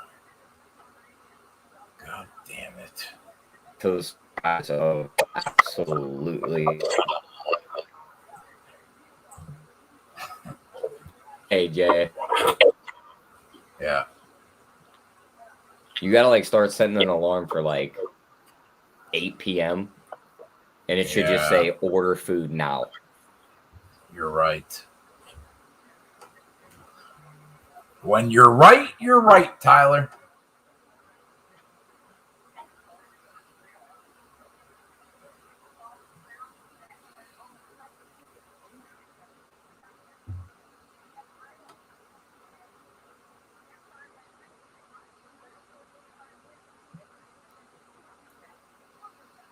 Totals up to 63.5.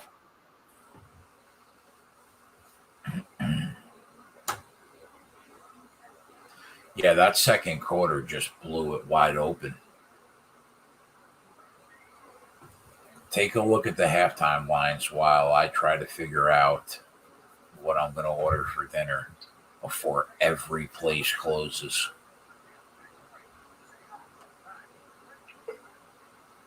I see minus 2.5 for the second half for Buffalo. T, are you a Fridays guy or an Applebee's guy, you think? Probably Fridays. I really don't eat at either of them, but if I had to pick one, it'd probably be Fridays. It might be my best option right now at 10 o'clock. Yeah. That's the only bad part about waiting to order. You lose all the good, nice little diners that close early and all that. I know. I was going to order hibachi. It closed at 9 o'clock. I'm an hour too late. And I would rather be shot in my face than order Taco Bell, McDonald's. I mean, at that point, go down in the fucking kitchen and make a peanut butter and jelly. Exactly. I might have to settle afterwards. I might have to settle with Fridays. Gavin said he'd rather eat in a Siberian gulag than eat at either Taco Bell or McDonald's. 100% correct. I don't know what you order from a place like Fridays. I haven't eaten at a Fridays in 8 years, maybe. What do you order from a place like that? My guess is probably something like wings or a burger or something, maybe a buffalo wrap. I wouldn't go I wouldn't trust them for a steak or anything. You know what I mean? Yeah, I know. What you get your steak from a nice steakhouse. I can promise you, you can't really fuck up chicken wings and a buffalo chicken wrap. I can promise you, the steak is not getting ordered. There's no chance. Yeah, no chance. Yeah, I can promise you that. Kyle, is that a serious message? Their fries probably still are fire. Yeah, I haven't had them in a while, but I remember the fries when I ate them when I was younger. They were the best fries. Bro, he's talking about the McDonald's breakfast. He said the fries are still fire. I'm not worried about the breakfast. I agree with the fries part. Can you imagine eating an Egg McMuffin in 2021?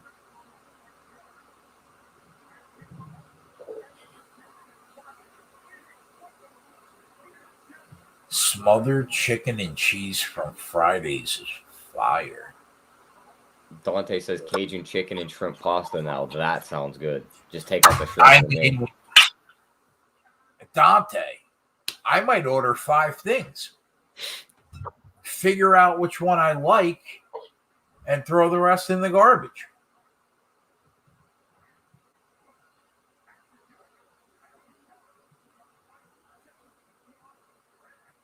I mean, they sell a full rack of ribs, T. I would assume I'm not looking to eat the ribs from Friday. From there. Chill with the McDonald's breakfast. He said sausage, egg, and cheese with the round egg is where it's at. I mean, I can't even believe what I'm reading right now. I'm not gonna lie though, I did eat a Wendy's breakfast sandwich, Jay, because I seen the preview for it on TV, and I was hungry one morning. I left work. It was a maple bacon croissant, like chicken breast. It was pretty fucking good. Did you just say Wendy's breakfast? Yeah. Seen the preview when it was on the TV the one day. I was hungry the one morning. I was like, I'm gonna get that. So, like, apparently there are multiple people defending the McDonald's breakfast. I mean, I know a lot of people that love McDonald's breakfast. I mean, can we call a local fucking deli and order a fucking Taylor ham, egg, and cheese? Or like a bacon, egg, and cheese on a bagel?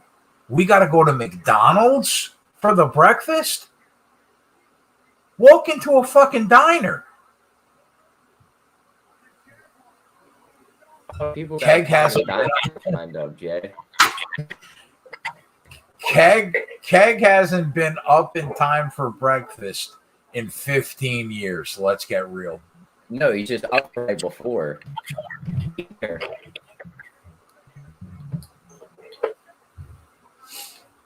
Yeah, JM's or no, Chef Hugh said that. He said we don't have shit like that in the Midwest.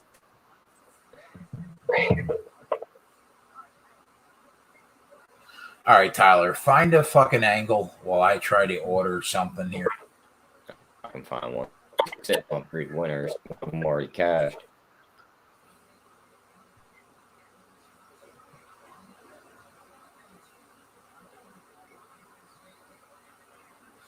Oh, God damn it, Jay.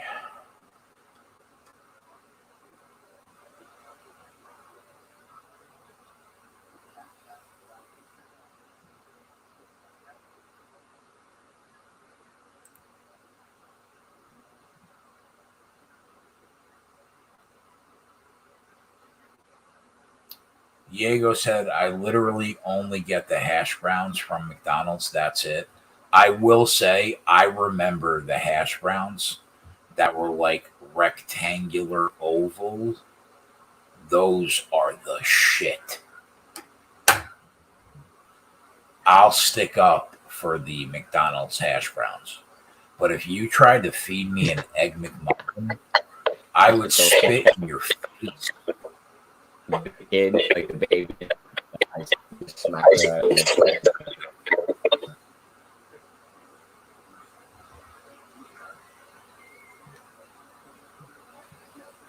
Tyler officially has that Afghanistan internet tonight. I don't know what it's here. Like it's ever here. You sound like R2D2 right now. It just doesn't make sense. Tyler on that Baghdad internet. Yeah, Tyler sounds like R2D2 right now, 100%. Tyler, reset the modem, bro. Come back to me. I mean, I reset the I'm gonna. What do you say now? Did anybody hear that?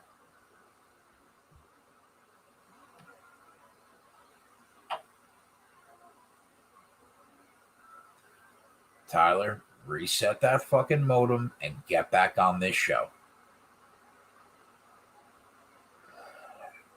Adam brings up a good point. I have not been awake for breakfast in a very long time.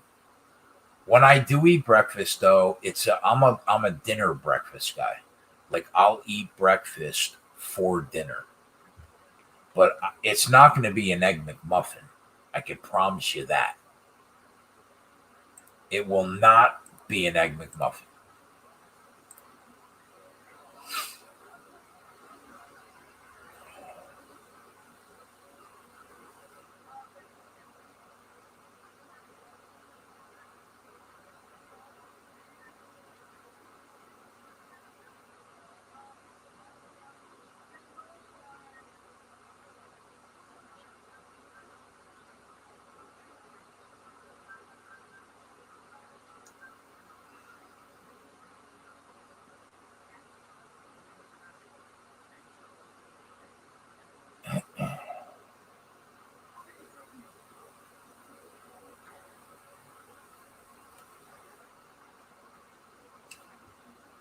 I thought the Titans would keep it relatively close, Chris.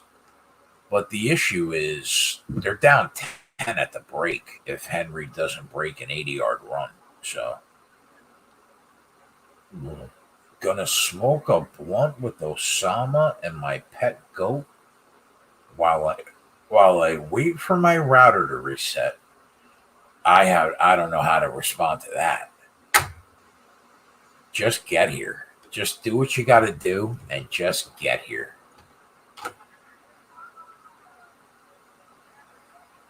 All right, boys. Looks like it's going to be a TGI Fridays night. I'm going to order like 5 things.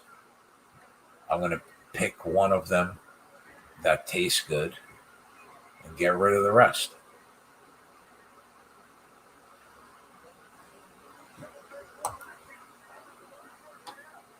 I don't know what I'm going to order. Somebody said the Cajun shrimp and chicken pasta. All right, that's getting ordered. What else?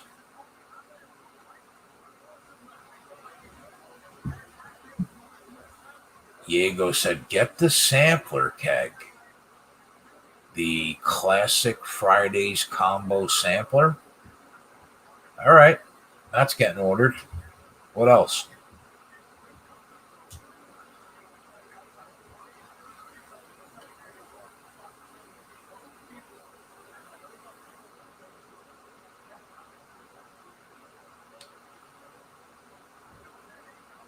I mean, come on, Ronnie. Get the spinach dip keg. Dante said the pot stickers are money. Let me find those bad boys.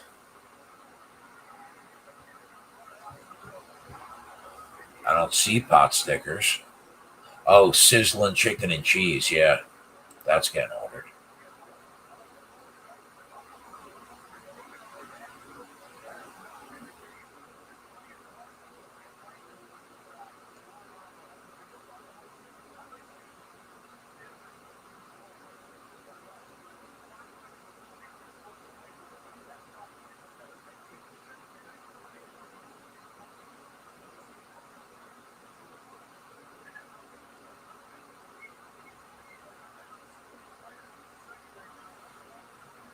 Why don't I see that on the menu?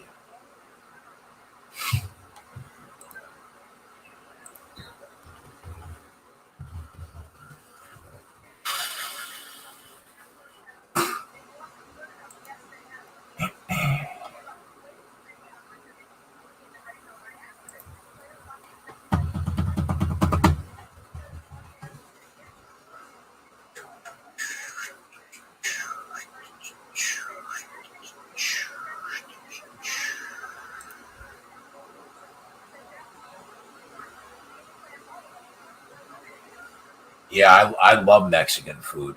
Definitely a Mexican food guy. Yeah.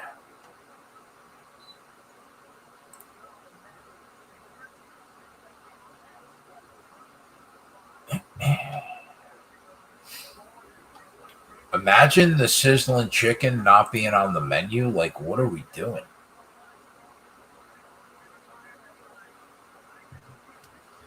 Yeah, they're all closed though right now by me. That's the problem.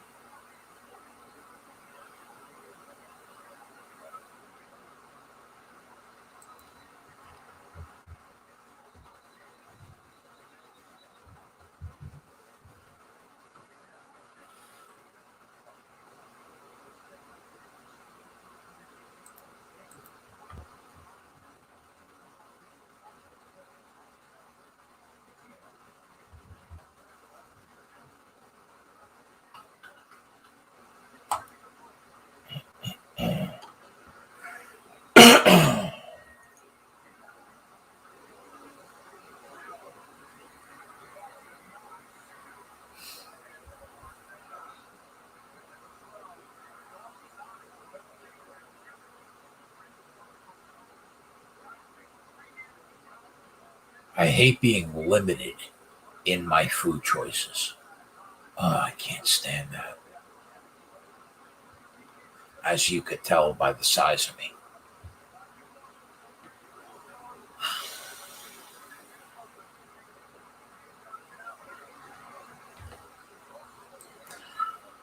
I'll tell you right now, man. See, now the gambler in me has to put the food ordering on hold, which means I'm probably going to end up eating a peanut butter and jelly sandwich because I got to find a way to get on the Bills. They're going to win this game. So by the time I actually get back to ordering the food, it's going to be way too late. I'll be a chunky Skippy peanut butter and jelly sandwich on toast away.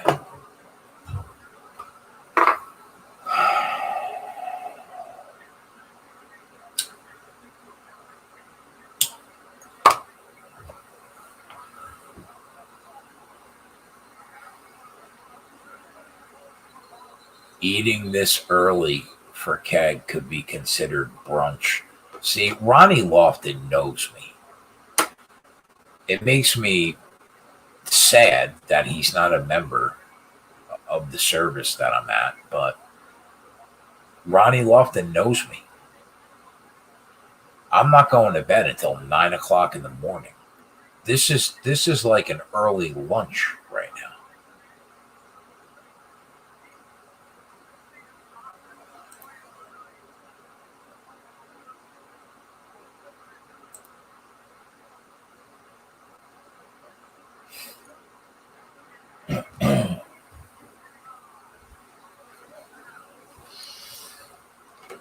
They just can't get anything going. Like they could have 40 points tonight if the field goals were touchdowns.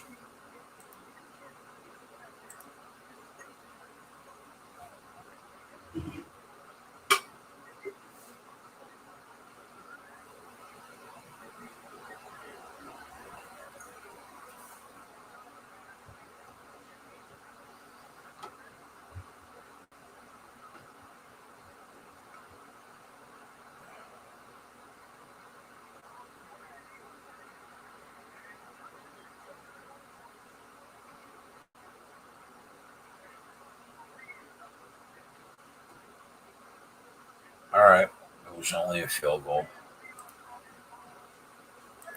Back to the food catastrophe.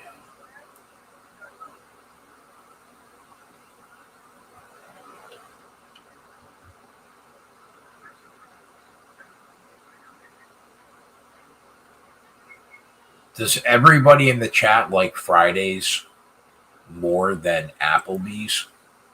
Because I haven't been to either in a minimum of 5 years.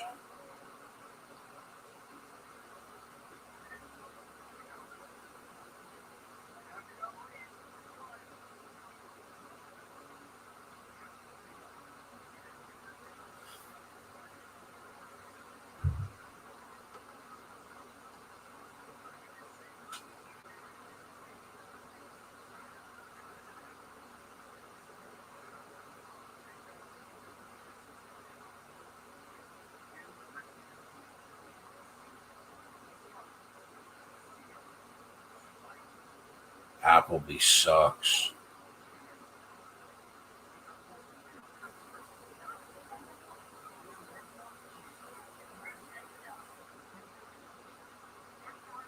Just nobody tell my mom that I'm about to eat from there.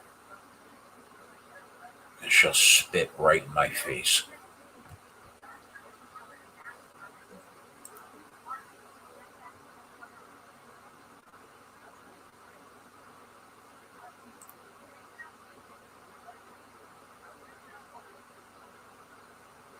Get the whiskey glaze sampler, huh? Now that I'm looking at right here in front of my face.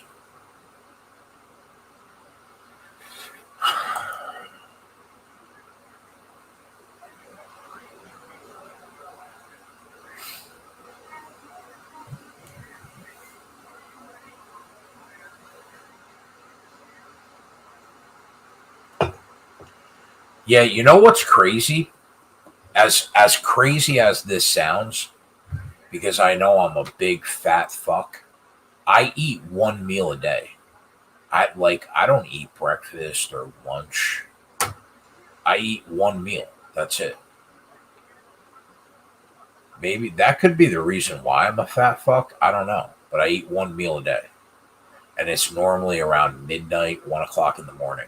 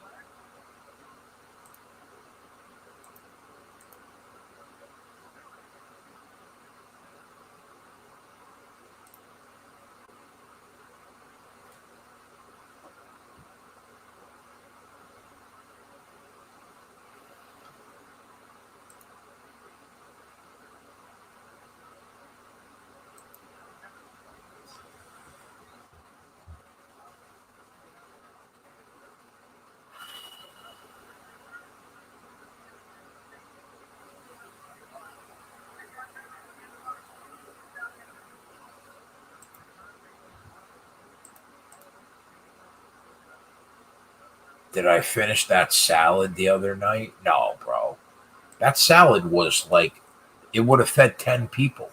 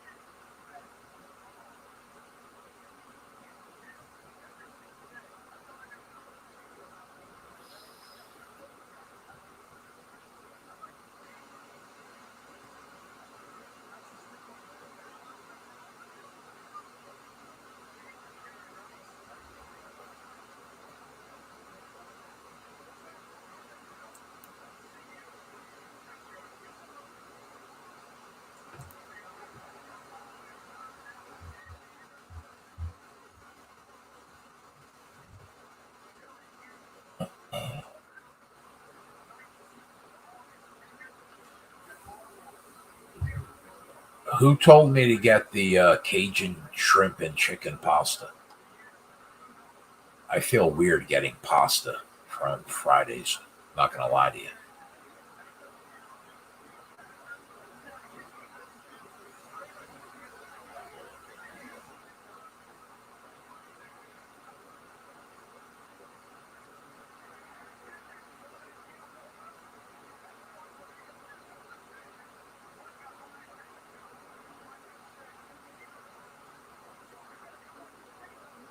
Are we counting down every carry?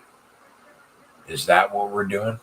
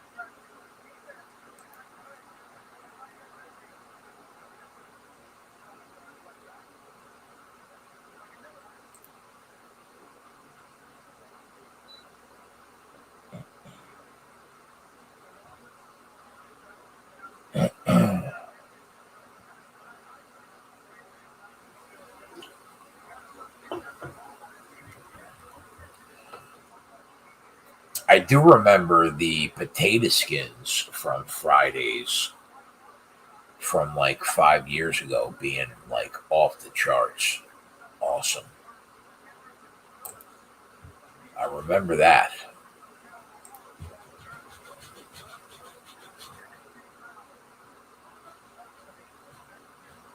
Am I really going to spend $80 on Fridays right now? Fuck me.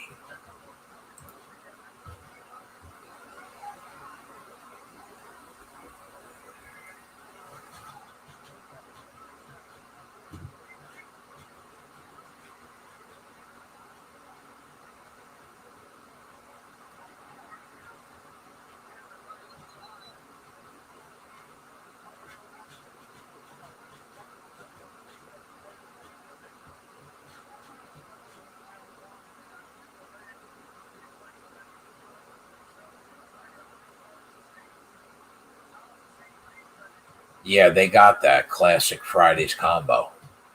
Boneless wings, potato skins, and mozzie sticks.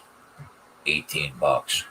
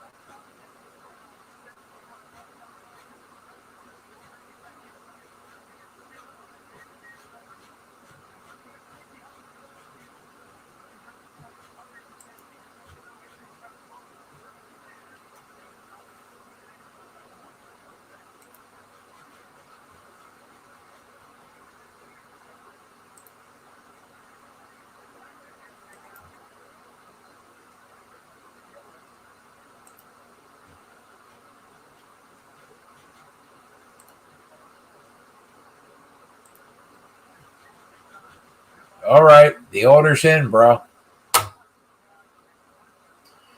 The order's in. 75.51. I hope you fucking guys are happy.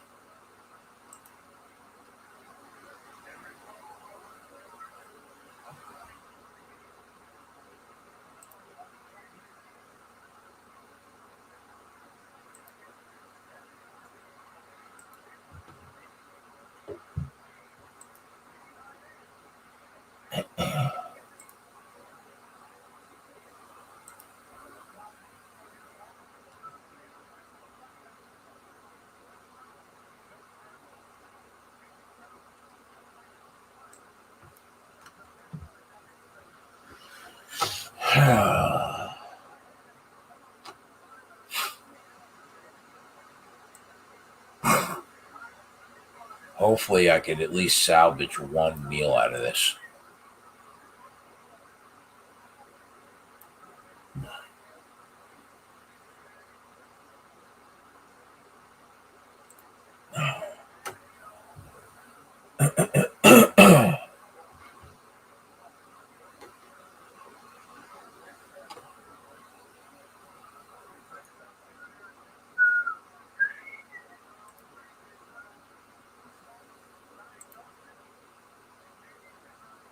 We're at 13 carries right now. How much time we got? 4 minutes in the third. We need 7 carries. It's going to be close.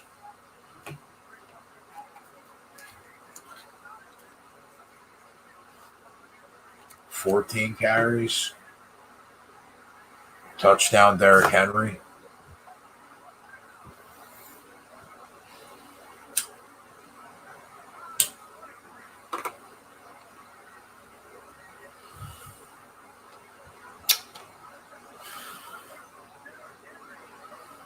So maybe, hopefully, I can go 2-1 at least.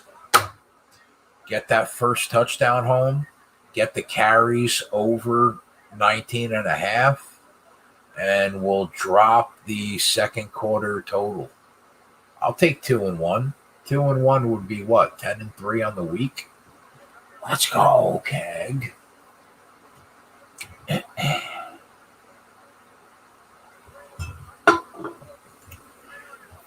JJ hit his play. Put it on the board. Let's go, Jay. We're clappers in 2021, boys.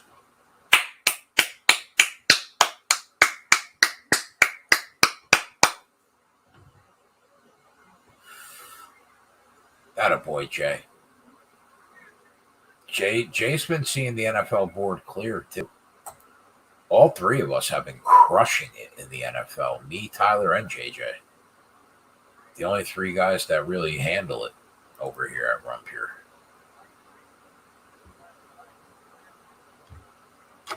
I love it.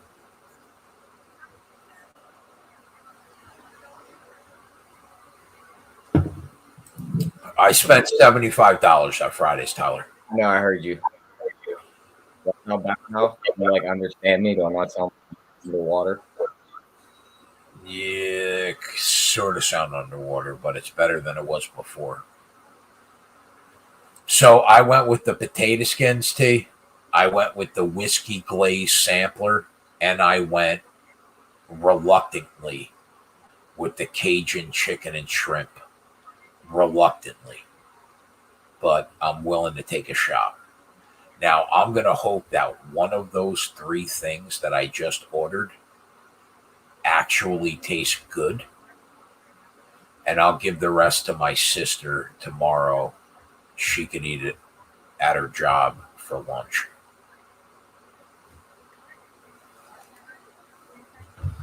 Down goes the router. Did the router just go down with this fucking kid, man? He said, and down goes the router like it's Joe Frazier.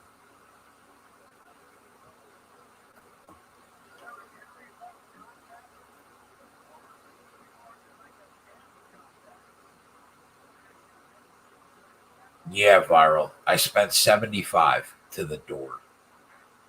And I guarantee you that 2/3 of it my sister will come pick up in the morning on her way to work so she could eat it for lunch. Yes, that happened.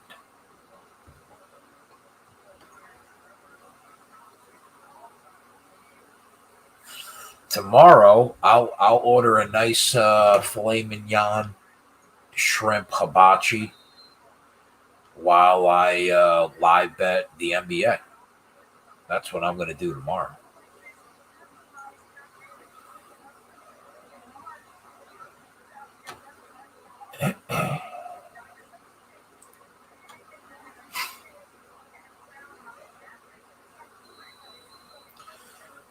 I'll tell you what, man. I think the Titans are going to win this game. What do you think about that? They can't stop Henry. Give me Derrick Henry. The Bills aren't going 16-1 this year.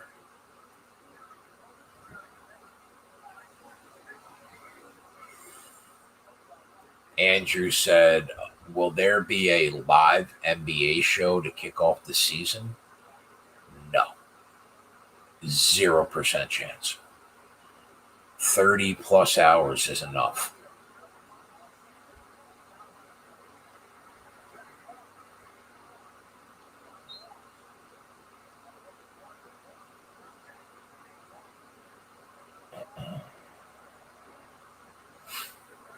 How much different is live betting the NBA? Dante, live betting the NBA, it's the easiest sport to get plus money on both sides of the game. So that's what I do when I live bet the NBA. I try to get both teams at plus 200 or better during a game, and that happens often. I would say 65% of the NBA games you can get plus 200 money line on both teams in the same game. Now, if a sports book realizes that you do that over a long enough period of time, they might kick you out because you're too good, which has happened. But my goal is always to get plus money on both sides of the game.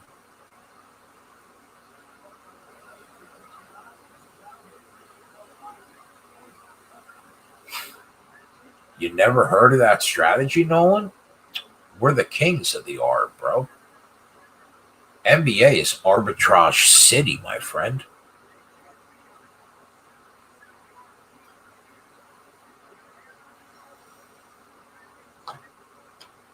We've had games where we've gotten plus 500 on both sides of an NBA game because the runs in the NBA are crazy.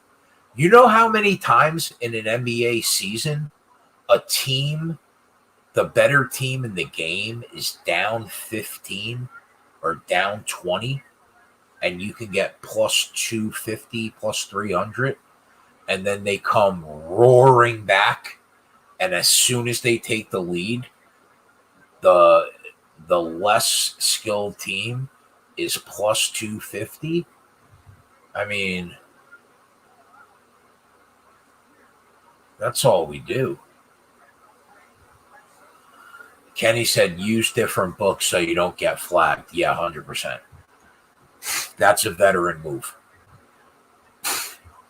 Now, sportsbooks shouldn't kick you out for getting plus money on both sides of the same game. They do it because they're scared of you, basically. Because the average Joe walking down the block doesn't do that. They'll lay 9 points in an NBA game, which is fucking absurd.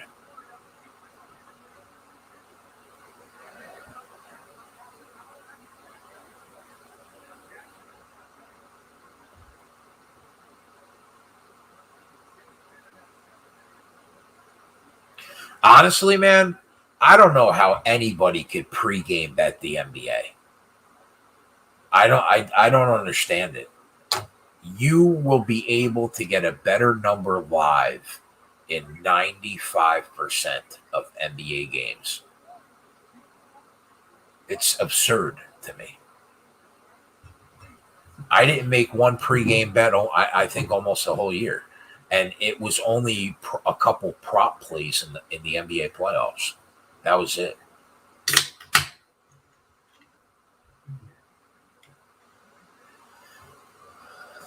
Yeah, Coop was with us. We got the Wiz plus 800 multiple times in games that they won.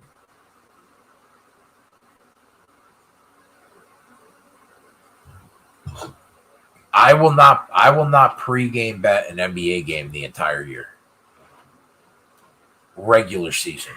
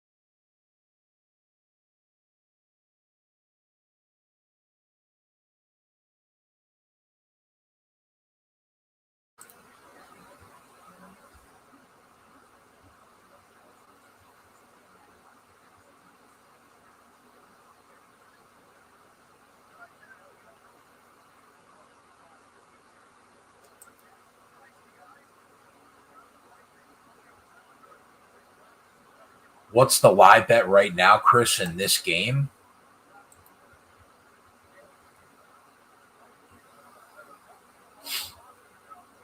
I'll be honest. If I was going to back a side in this game right now, it would probably be the Texans' money line at home to pull the upset. Unless this is a touchdown. Well, that's not good.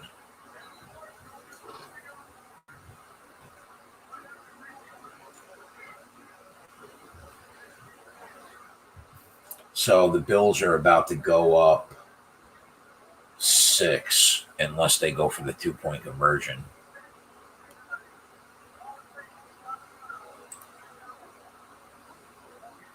Where are we at with our carries right now? 14. Yeah, I think we're good. I think we're good for 6 more.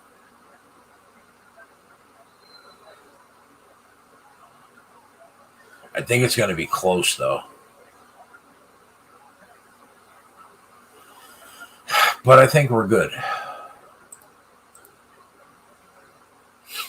Did Tyler build the new router from scratch?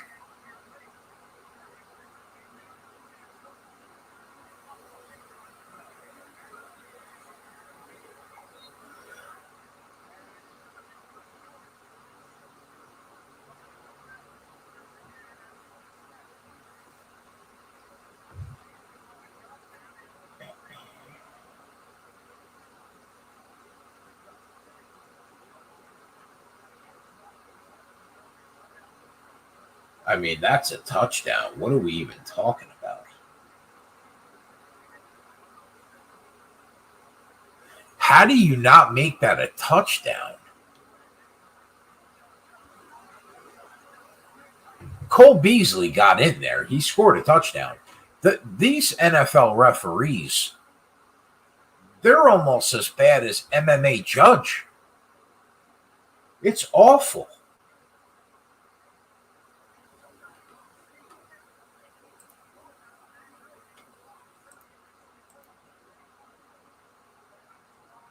Now, what happens if they don't get in here?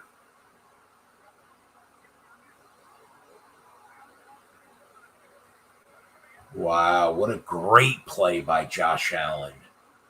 That was a great play.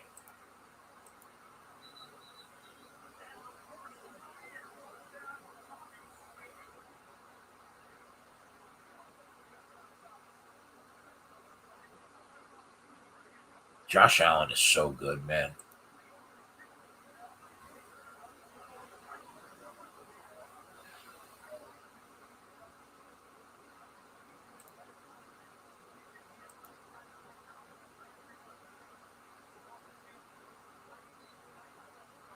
Oh, did Tyler just get over? He just got over the 2.5 passing touchdowns.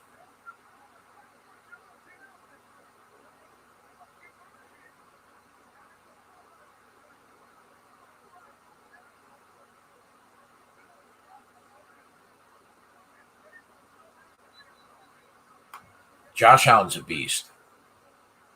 Imagine people thought that Lamar Jackson was better than Josh Allen. Stop. Put it on the board for our guy Tyler. Let's go.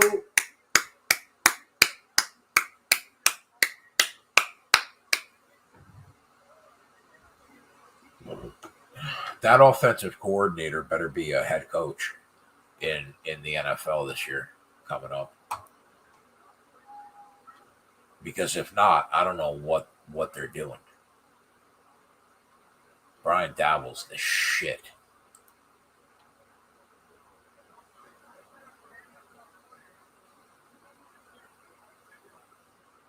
All right, so they're up 1 touchdown.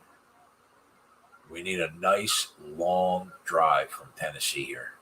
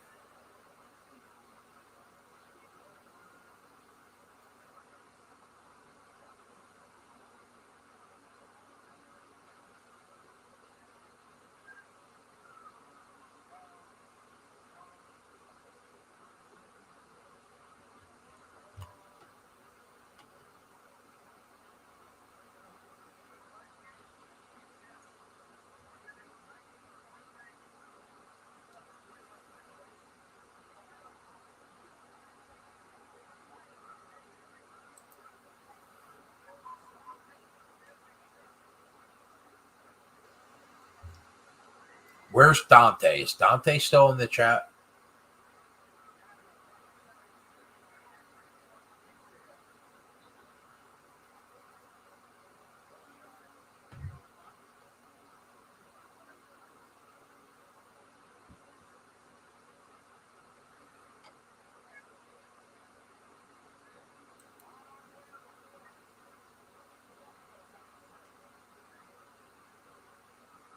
I mean, imagine Dante cutting out early on me. This guy.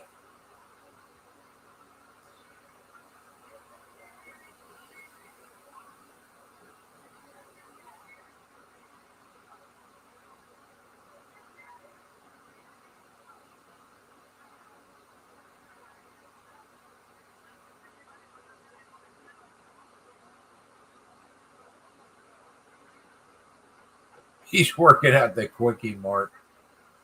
That's not nice, Rico. By the name. By the name. By the way, I fucking hate that name. Rico. I like you, but I hate that name, Rico. But I like you a lot. But that name sucks.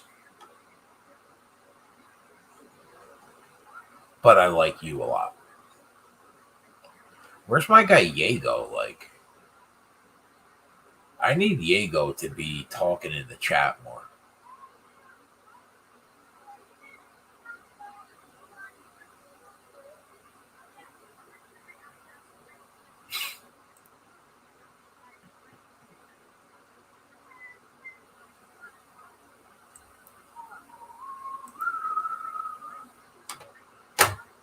I think Tyler had to go to Radio Shack and actually build the router. He said, damn, sorry, Keg. No, it's okay, Rico. It's okay, my friend. I like you. I hate that fucking name, but I like you.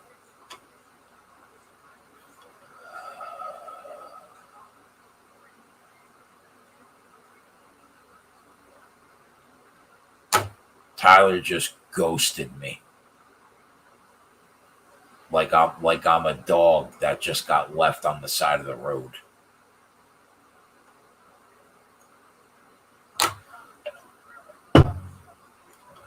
All right, boys. I'll be right back. Give me 5 minutes. I'll be right back.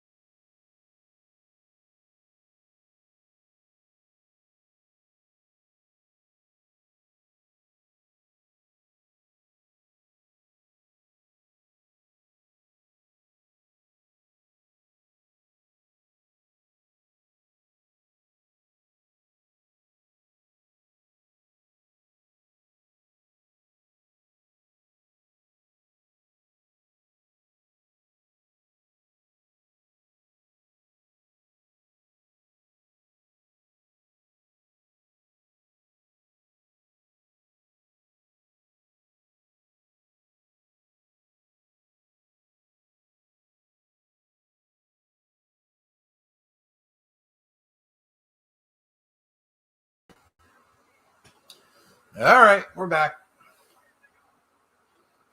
So we lost about 30 people while I had to leave. And to those people, I say, fuck off. If you can't wait for 10 minutes, don't talk to me. Oh, Dante Jones is back. Dante, how good is this Cajun shrimp and chicken? Am I going to be happy with it? Am I going to be sad with it? Like what? That's the only thing on my mind. You understand?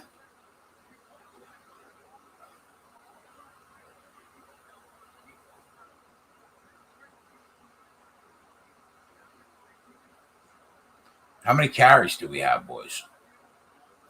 Are we in striking distance here or what? 3rd and 17. Big 3rd and 17. Out of bounds. Eat it. We should be gold right now.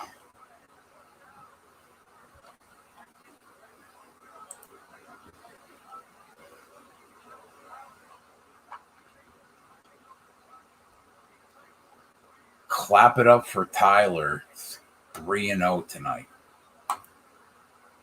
I mean, what else is fucking new? Put it on the board. We are clappers. 2021. Go ahead, Tyler. You'll love to see it. It's looking like a 9-3 week for me. And I mean, Tyler might be 20-4 this weekend. I don't even know what he did this weekend. He might be 20-4. I hope he buys a fucking router with the winnings. That would be cool.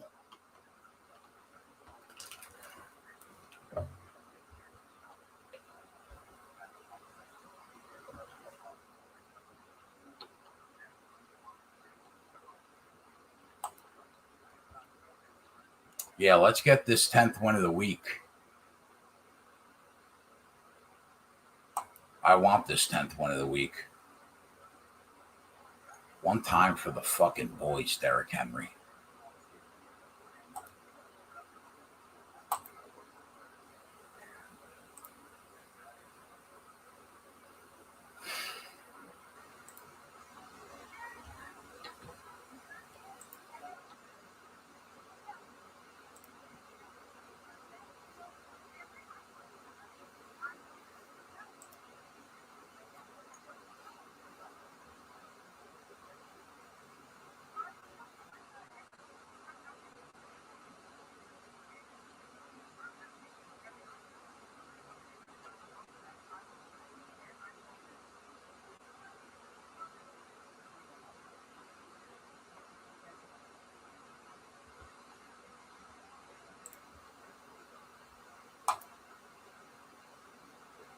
All right, it's been a pretty good night, boys.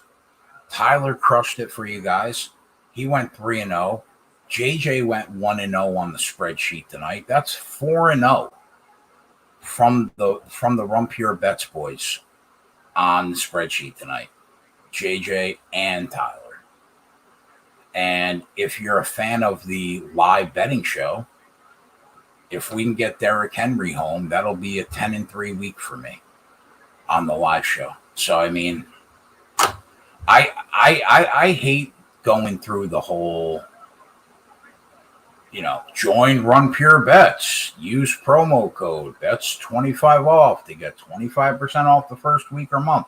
I hate having to sell this because I shouldn't even have to.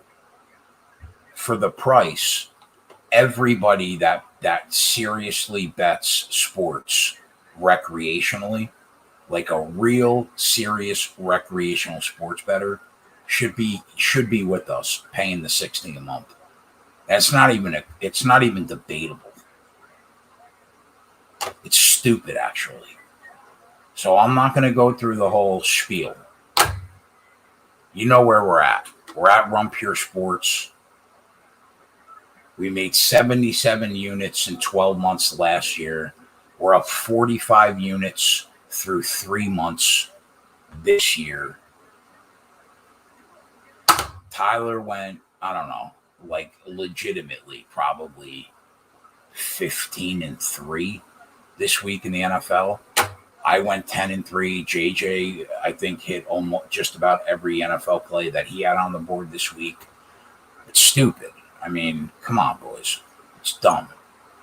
If you enjoy this show and watch it for free, you should be there.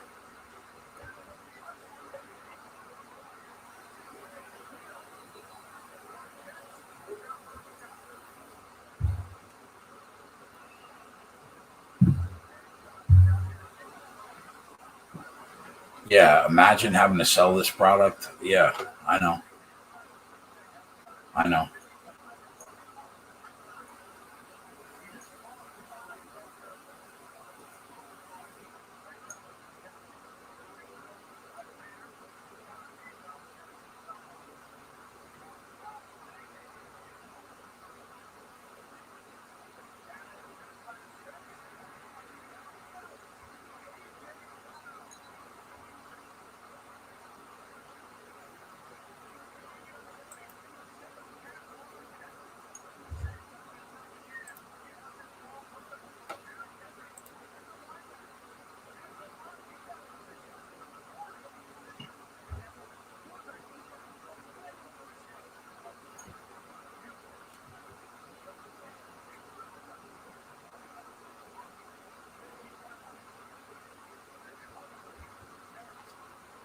I withdraw at the end of every month to pay my bills with my winnings.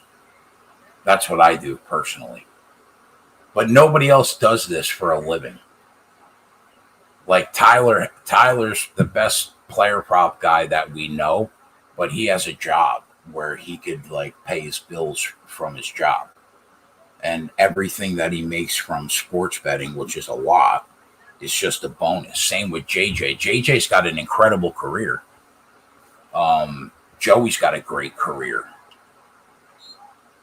I'm the only guy here that does this, and that's it. So I have to withdraw winnings every month to literally pay my bills.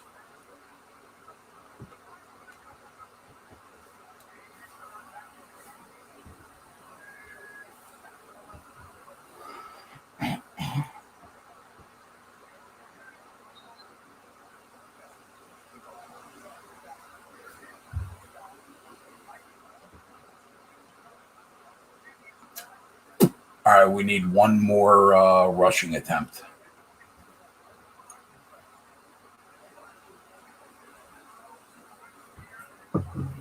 If we get a first down here, it's a lock. Guaranteed in the bag.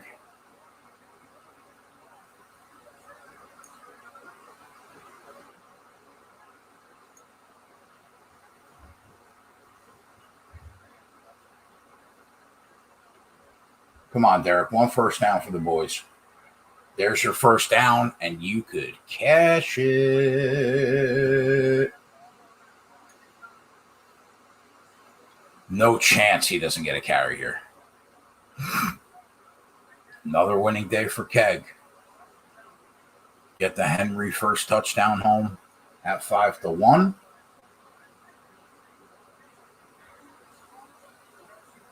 We're about to get this home right now because there's no chance they don't run here.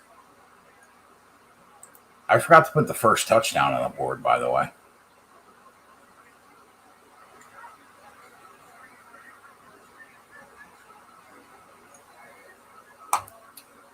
Put it on the board. Derrick Henry first touchdown, 5-1. Let's go.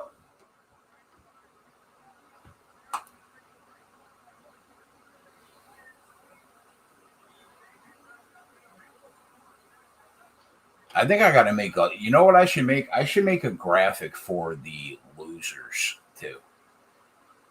Like we lost the second quarter under 16.5. I think I should make a shit the bed graphic also in honor of transparency. Don't you guys think? There you go. Put it on the board with Derrick Henry's third of the night. Cash it. Put it on the board. Over 19.5. I'll take a 2-in-1 night with a 5-to-1 hit.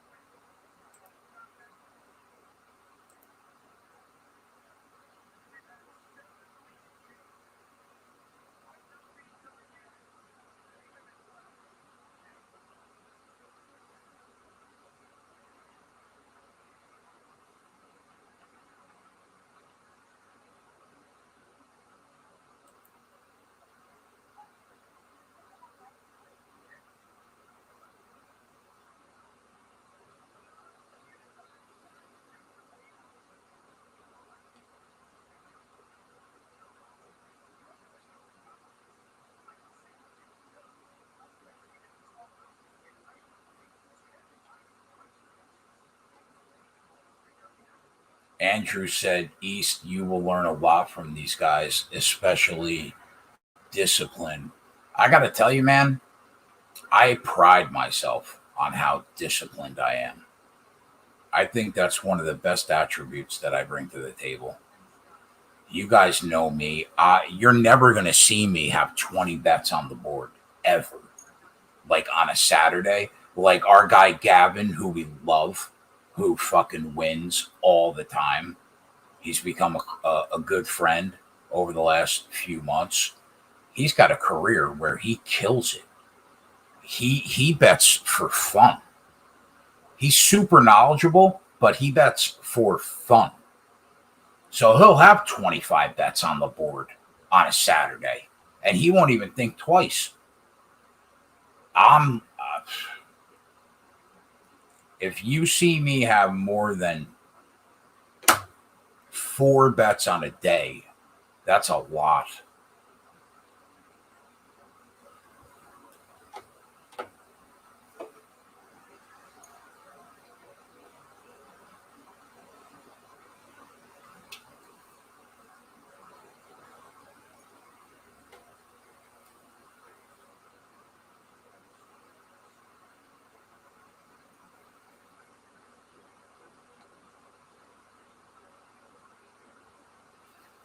It's just impossible to volume bet, I think, and do it for a living. Maybe there are guys out there that do it, and if they do, they're better than me. I can't do it that way. I'm low volume.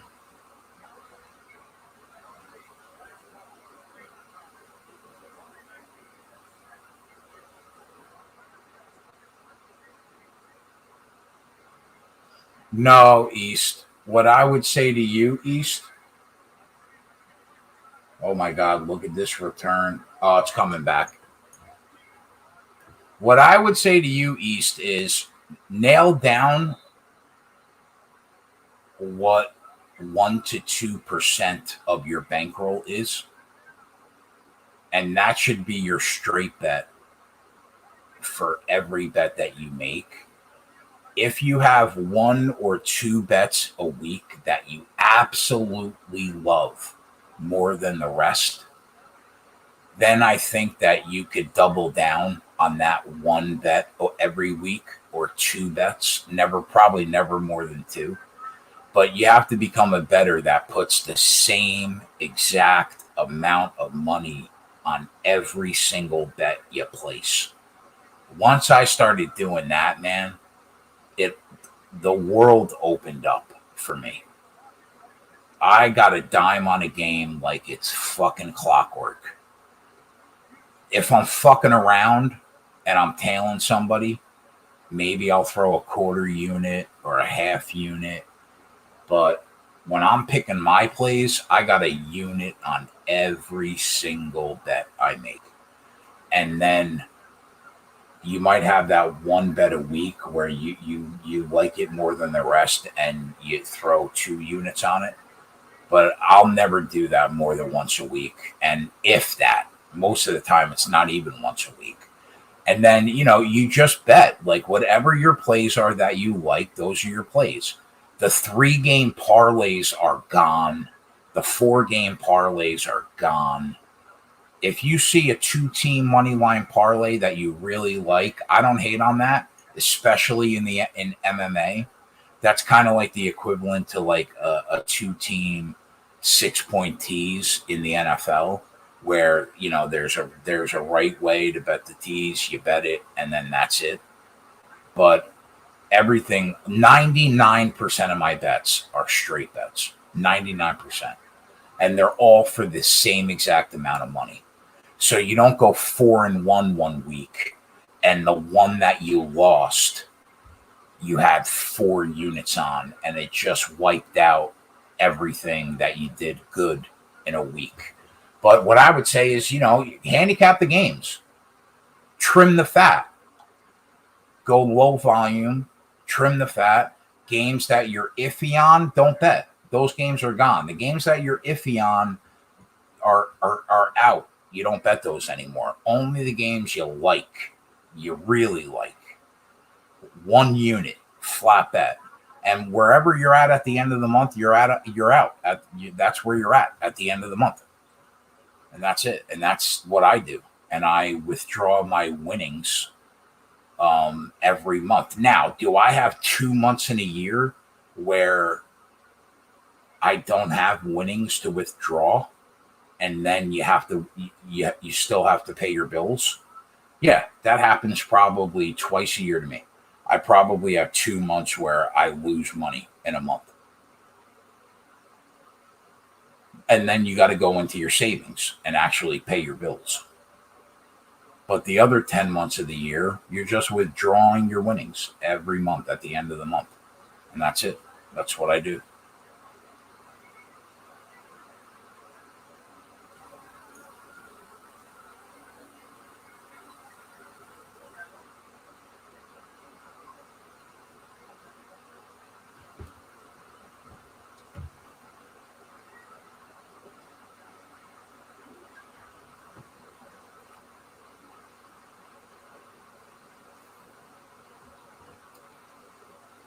I also think it's hard for people to really put their head around how much money that you should be betting on a single game based on your bankroll. People don't understand that.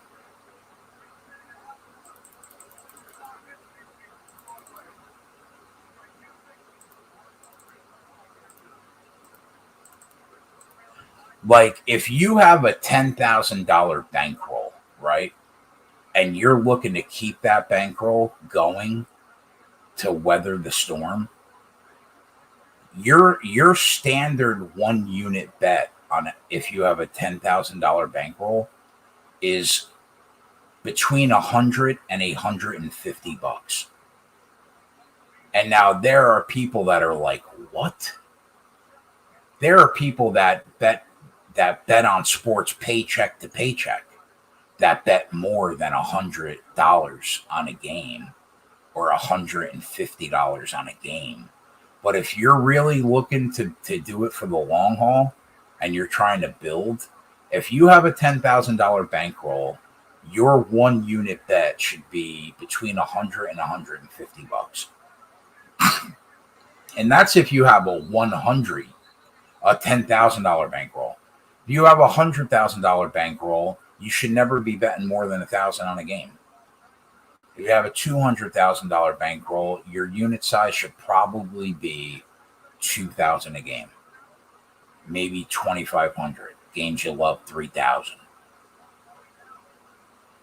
That's the way to keep your bankroll, instead of getting your paycheck and paying your bills, and then there's $500 left over, and you bet 2 games for $250 a piece, and you go 0-2, and it's gone.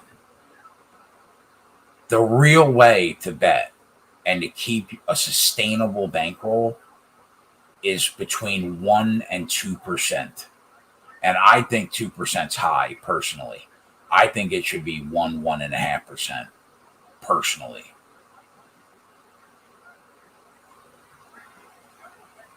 So that's why I'll own, no matter what my bankroll is, I'll bet 1,000 on a game, and that's it. Because I know, living up my lifestyle, that if I bet $1,000 a game for 31 days, I will have more than enough money at the end of the month to pay my bills.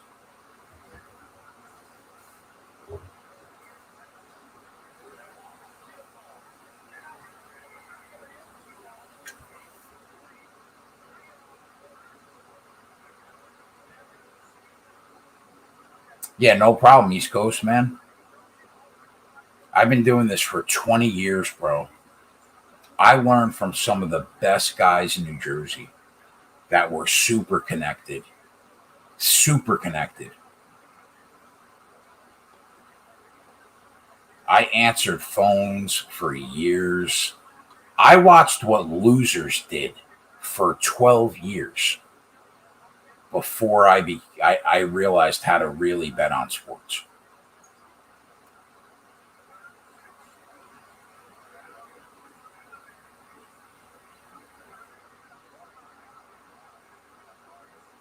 That's why I tell Tyler all the time, I don't think he realizes how ahead of the ball game he is. Because when I was 23, I was a horrific sports bettor. I was bad. I was just as bad as the people that I used to collect money for. I was just as bad as them. The people that call crying because they can't pay the mortgage and, their wife is going to divorce them.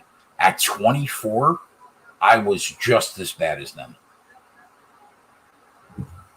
That's why when Tyler is 40, he is going to be a fucking machine. It took me 23 years to get to where I'm at now.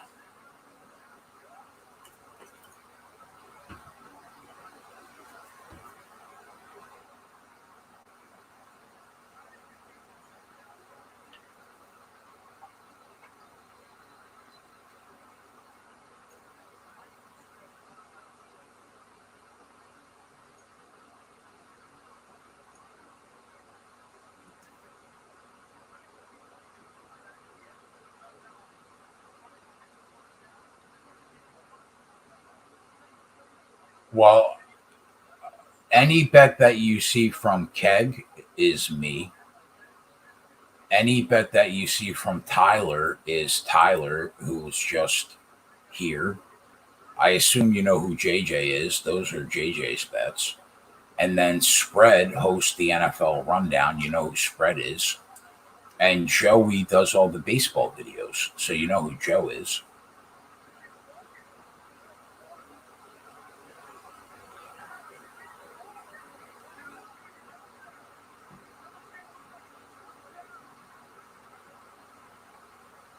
Did they not get the first down?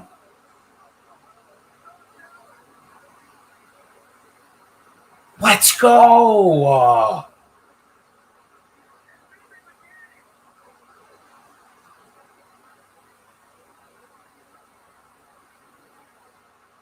Coop, you know what? I'll put it on the board for our guy Coop. I took a little piece of the Titans money line at plus 165. I didn't think it was worth saying. But could we put it on the board for Coop, who took a piece of them at plus 340 earlier in the night? Let's go, Coop. We are clappers.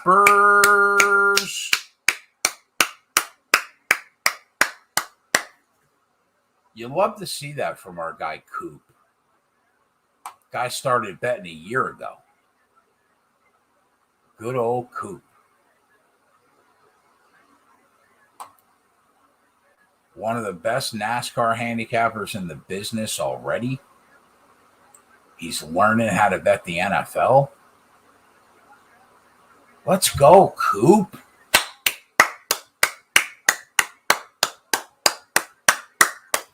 We are clappers. You'll love to see it.